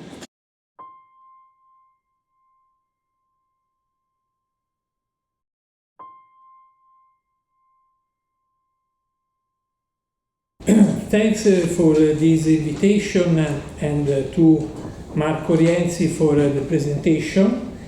I'm really interested in participating in this discussion.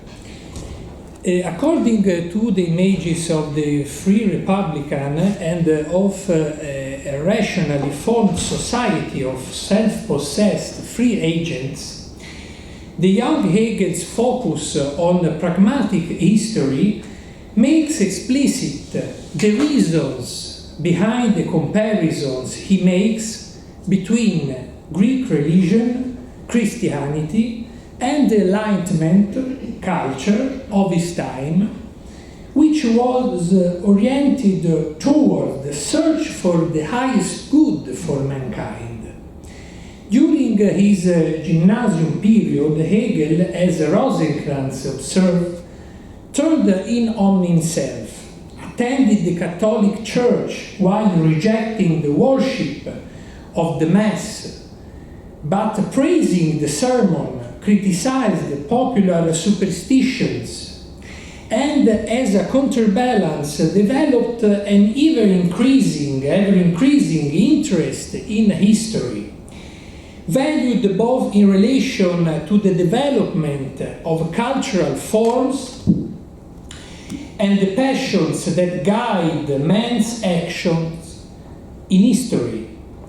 As Klaus Fiedek has recently pointed out in his biography of Hegel, Jacob Friedrich Hegel, theologian and philosopher, was a central figure in Hegel's philosophical education at Gymnasium when he introduced Hegel to the complex intellectual atmosphere of the time: British empiricism, Scottish common sense, realism, up to Kant's philosophy of 1780s. An influence, that of Abel, later replaced by that of Kant and Rousseau. So, in this early period, Hegel laid the foundations for the philosophical study of history, without neglecting political interest as well, with particular regard to the problem of freedom. Hegel also shares with Marcus Aurelius, Schiller, and Hölderlin the holistic perspective of the community as Geist eines Volkes.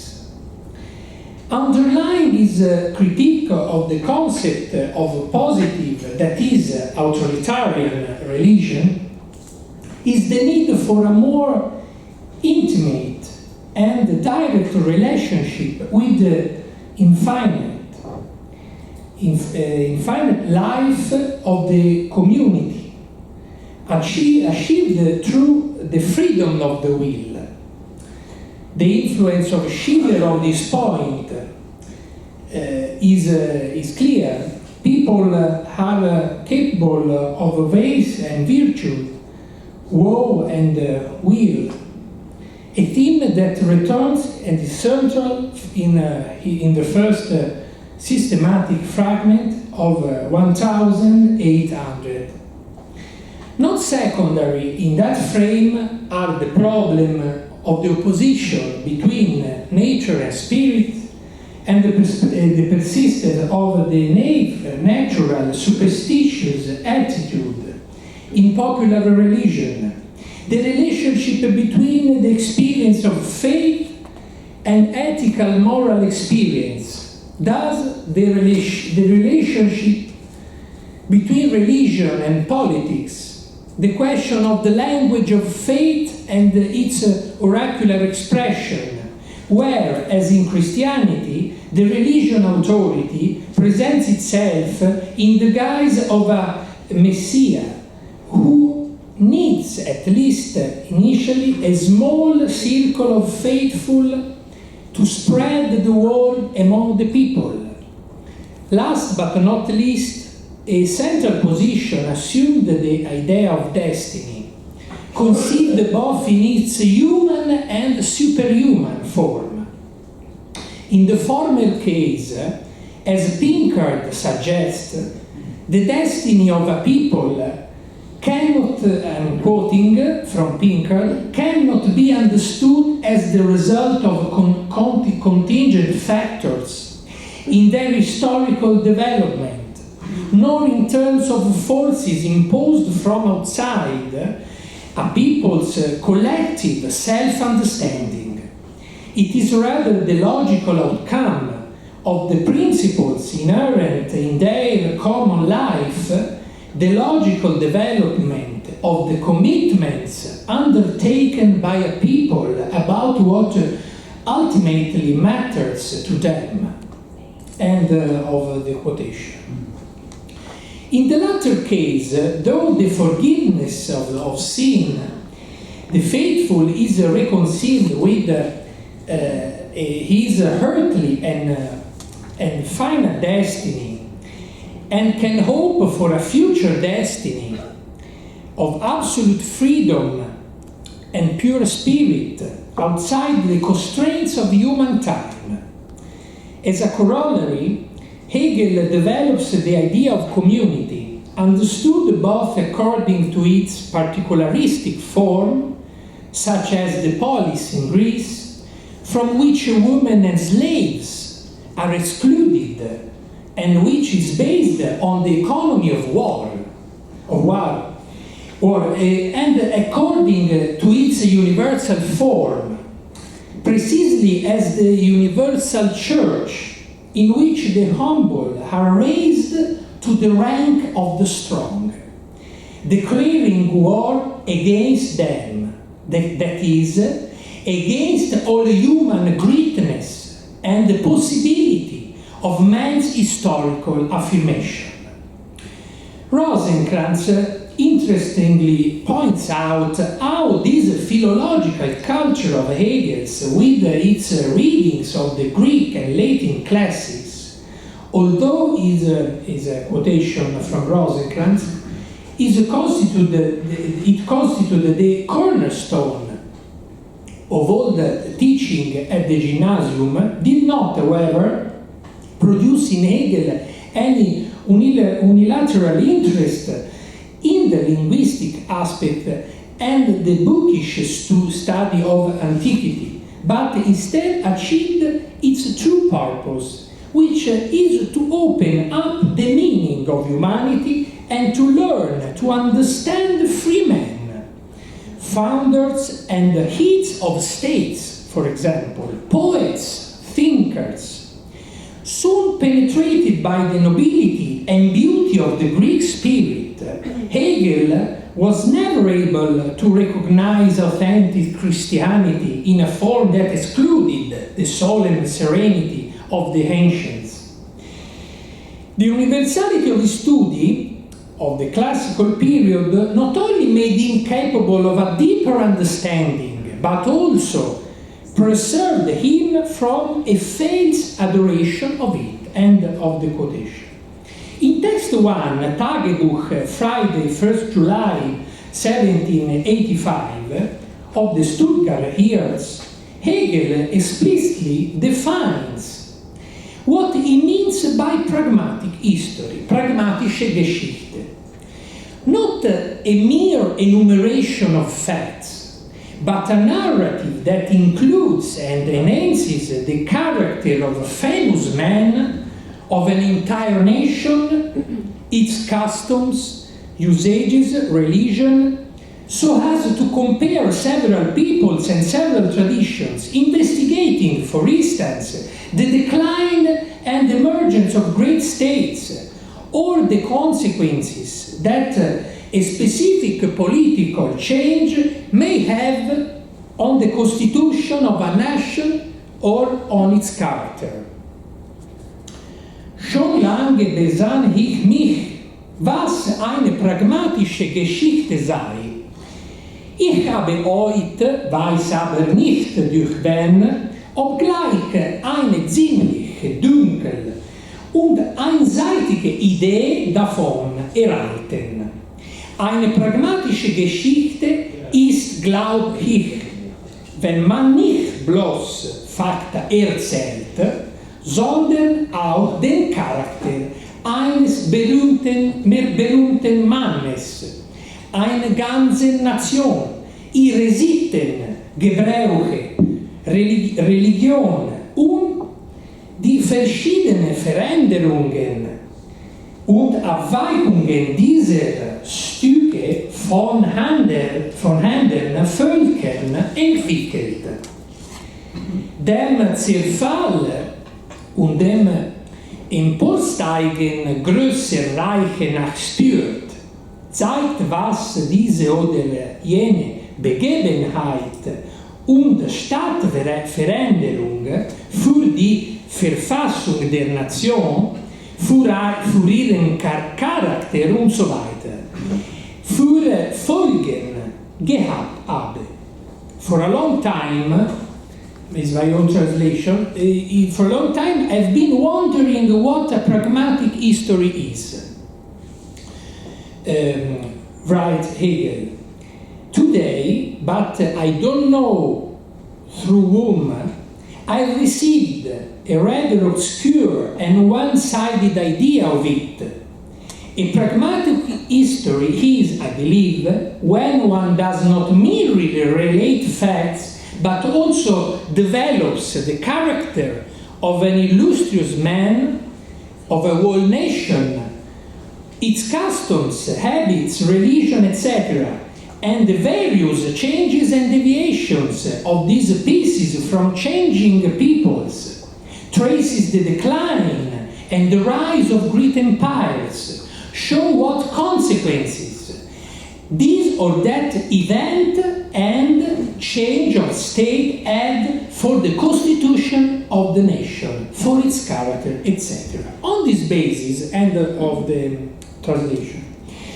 On this basis, I am to shed light on the different pragmatic functions that the young Hegel, in accordance with the demands of practical reason, attributes to Greekness and Christianity. In Hegel's view, it is then a question of defining the terms and possibility of the realization of the highest good in the world, that is a quotation, that is of a higher action, according to a holistic monistic approach, inspired by an idealized vision of ancient Greece and Rousseau and Schiller's view of nature. Hegel states during the Bernese period an aristocratic environment of the Ancien Regime. Die praktische Vernunft setzt dem Menschen als höchsten Zweck alles seines Bestrebens. Sie legt ihm die Aufgabe auf, Hervorbringung des höchsten Guts in der Welt. Practical reason sets man the highest purpose of all his endeavors. It sets him the task of bringing forth the highest good in the world. By contrast, in the text 34, Hegel writes, Die Verdrängung der heidnischen Religion durch die christliche ist eine von der wunderbaren Revolutionen, deren Ursachen aufzusuchen, den denkenden Geschichtsforscher beschäftigen muss. The displacement of the pagan religion by the Christian religion is one of the marvelous revolutions whose causes most occupy the thinking historian. Within this methodological framework, the Tübingen fragment, text 16, acquires a particular relevance, as does the subsequent note on the Aufklärung, in which Hegel affirms for the first time the concept of Volksreligion. In Gymnasium, as Fiebig recalls, Hegel knew about folk religion mainly from Rousseau's social contract, the purpose of which is moral, acting on the imagination and on the heart. Popular religion must be able to inspire in the soul the strength, enthusiasm, and spirit indispensable to the great and sublime virtue, the typical character of the universal spiritual church. But as Fiebig points out, one enters it not through external forces like subordination, cults, or belief in miracles, but rather, as Hegel answers Kant, by speaking and conducting one's life in accordance with the moral law. In this period, Hegel has amassed a great amount of philosophical knowledge, from Plato and Aristotle to Locke and Hume, from Spinoza and Rousseau to Kant and Karl Leonhard Reinhold. But Hegel's focus, Fideg goes on, was not the clash between Tübingen theology and Kantian philosophy, because he was mainly preoccupied with Rousseau, and his favorite themes included the national upbringing, natural religion, the social contract, and freedom. In the same passage, Hegel also notes how the principles of morality were only conceived by man out of the ordinary, the only ones capable of elevating the people to those universally valid principles. Da es ermöglicht ist, dass eine Religion, die allgemein fürs Volk sein soll, aus allgemeinen Wahrheiten bestehen kann, worauf zu jeder Zeit nur ausgezeichnete Menschen gekommen sind, sie mit Liebe und dem ganzen Herzen umfassten. Because it is impossible that a religion, that is the translation, which is to be universal for the people, can consist of general truth, which at all times only more excellent men have arrived at and embraced with love and the whole heart. A little further on, Hegel defined in the same passage, in the same text, 16, a little further on, Hegel defines the pragmatic function of a popular religion. Der Mensch ist ein so vielseitiges Ding, dass sich alles aus ihm machen lässt. Man is such a many-sided thing that everything can be made out of him. That is a pluralism of Hegel, about Hegel perspective. Through the mediation of clergy of his time, so the young Hegel can compare Greekness and Christianity, anticipating, although without nihilistic outcomes, certain passages of Nietzsche's later critique. I allude, for example, to the end of text 16, in which Hegel opposes the Greek genius to the pessimism of the Christian faithful, dressed in mourning with bowed eyes. Id the popular religion that in the Greeks produced, and that is a quotation, produce and nourishes the great disposition of mind, proceeding hand in hand with freedom. So Hegel, Geist des Volks, Geschichte, Religion, Grad der politischen Freiheit desselben, lassen sich weder nach ihrem Einflusse aufeinander noch nach ihrer Beschaffenheit abgesondert betrachten.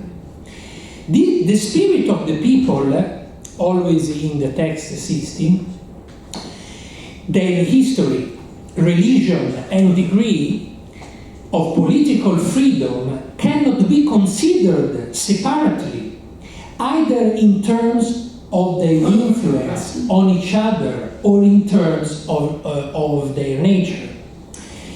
It is thanks to his lucid awareness that Hegel enhances the contribution of Socrates and Jesus, defined as a beautiful soul, to pragmatic history, analyzing their different ways of being loyal to the community, within the social space of reason. Themes, loyalty and the social self, that between the 19th and the 20th centuries in America would be developed by the absolute pragmatism or constructive idealism of Josiah Royce, Hegel original interpreter. In the philosophy of loyalty, 1908, for instance, Royce enhanced Hegel's social historical approach by highlighting those historical passages in which the spirit of an epoch becomes estranged from itself. With respect to these epochal changes, which are repeated in different historical phases, the Greek consciousness stands out in which citizens still recognize themselves in their own community and are still self-conscious. Whereas in the Roman Empire and later in the Europe of the great modern states, up to the American way of life, the individual comes to consider himself in relation to social powers that he cannot understand in the first place. In Royce's interpretation, we find of Hegel, of this point of view of Hegel, we find the social spirit estranged from itself, especially in the world of imperialistic national consciousness. Thus, through Hegel, Royce identifies in the life of Christian states of modern Europe before the Great Revolution the origin of the citizen's self-estrangement from the social world, which persists in our present civilization. On the one hand, is formally a free citizen, but this does not eliminate the character of self-estrangement in which he moves. Furthermore, Royce affirms, since such a society is too vast as to be no longer easily intelligible, not only its political but also its other social powers appear to the individual in a similarly strange and arbitrary fashion. That is a quotation. Also with respect to this pragmatist reading, in which the reflection on the social destiny of man plays a not secondary role, showing in Hegel the importance of philosophy over religion and for the revolution, texts 31 and 32 from the Bernese period are particularly indicative, because here Hegel reads the four biographies of Jesus handed down by the evangelists in the light of the principles of the Enlightenment and of Kant, critic of practical reason, in particular the religion within the limits of the reason alone, presenting Jesus as Rosenkranz already emphasizes, noble and pure, far from miracles, and evaluated with respect to his concrete activity. Jesus, as we read explicitly in the text 31, Das Leben Jesu,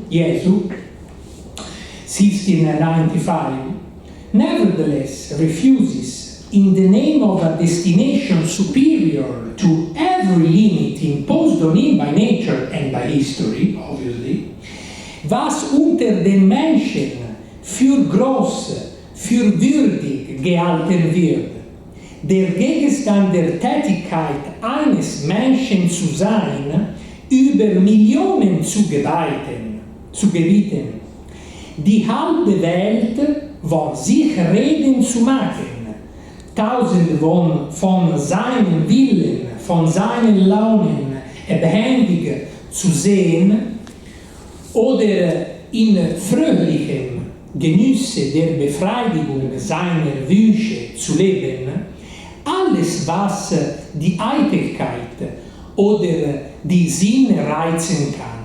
What among men is considered great, and conclude. worthy to be the object of a man's activity, to command millions, to make half the world talk of himself, to see thousands depending on his will, on his whims, or to live in happy enjoyment of the satisfaction of his desire. Anything that can excite the vanity or the senses. Thus, unlike the pupil of Socrates, superior intelligence, for example, text 17 and 24, and true republican spirit, text 32, the disciples of Jesus, being accustomed to a limited sphere of activity, do not seem to matter those political interests that are indispensable for a rational reconfiguration of praxis and community. Yet, despite this, Jesus in his own way is a revolutionary spirit, as Hegel's consideration on destiny show. According to Hegel, it is above all in relation to the concept of destiny, Schicksal, that the comparison between Greekness and Christianity becomes clearer, starting from what Hegel observes in Test 4, Stuttgart period, namely that there are two ways of relating to destiny, from which the pragmatic one springs. The first is an imposed destiny, superstitious in its nature, and mediated by religion, consultation of oracles and the role of priest, or interpreted by sage, devising, which drives the subject to passively accept what the future holds, because the divinity in this case gave everyone sufficient means and powers for his happiness, and so arranged the nature of things that true happiness is attained through wisdom and moral goodness. The second, on the other hand, is a deserved destiny, das verdiente Schicksal, that gives the criminal time to straighten up, the carefree one to become acquainted with higher purposes. Thus, if man does not develop a decisive and pragmatic attitude toward his time, moving from the mere satisfaction of his moral needs to the assumption of God's will in himself, morally conforming to it from a perspective above the human condition itself. From the two passages just quoted, the Stuttgart and Bern periods, we see that it is the different way of understanding the law of necessity that pragmatically orients modern man's reason, namely toward a more autonomous and conscious feeling, without having to bow to the inanimate mechanism of a historical reality in which the processes of reification and fragmentation also invest values and concepts. The self-estranged social world of which Royce speaks. According to that view, we can explain the anomalous Übereinstimmung of the human world with the divine will in the subjectivity of Jesus as an early attempt, modern and pragmatic ante litteram, to found a rational religion in which the greatness of the man-God is revealed beyond the finite life and after death.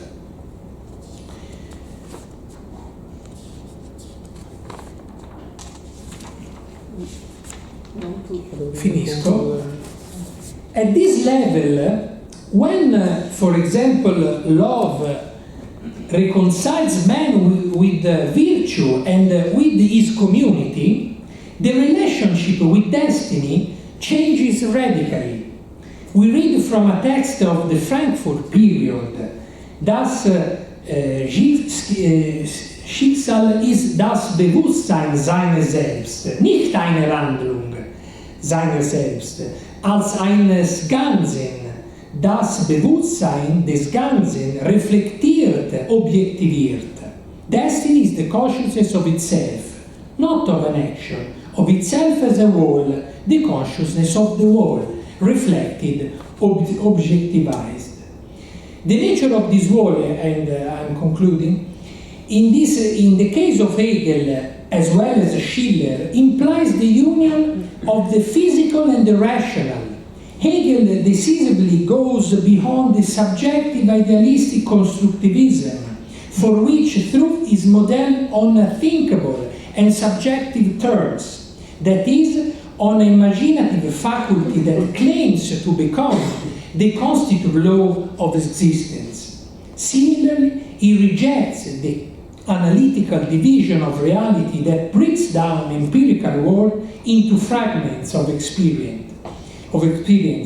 Within this notion of destiny, Hegel looks at concrete reality, the community loved by its members and as reconciled with the human self-consciousness. Hegel's investigation on Christianity, as Pinkard notes in his biography of Hegel, ultimately shows that its destiny was to reintroduce within itself those relations of dominations that it originally aimed to overcome. Thus, in the form it had necessarily come to assume, Christianity could no longer become a religion of freedom, precisely because of the impossibility of successfully reunifying finite life with infinite life. Hegel's view is particularly clear on this point, not least because he desired a modern religion capable of leading to full moral and spiritual renewal, and thus to social reform. Not so much and not only through a mythology of reason, as we read in the oldest system program, but rather, as we read in the text 41, through the foundation of the new religion, in which socially realized love can only take place in the standing before our equal, before the mirror and the echo of our essence. At the end of the historical path, man should have transformed his community, coming to place himself above all destiny and developing a superhuman point of view. But unfortunately, this has not been the case with Christianity, in virtue of the fact that this now positive religion has not led to widespread social reform and renewal. But, I'm concluding, but by thus facing the most complete destiny, man has at the same time raised himself above all destiny, writes Hegel. Life has become unfaithful to him, but he has not become unfaithful to life. He has fled from it, but has not lost it, and he may long for it as an absent friend, but it cannot pursue him as an enemy, and is not vulnerable on any side, like the shameful plant he draws into himself at every touch. And before he made life his enemy, before he incited a destiny against himself, he escapes from life. Thanks for your attention.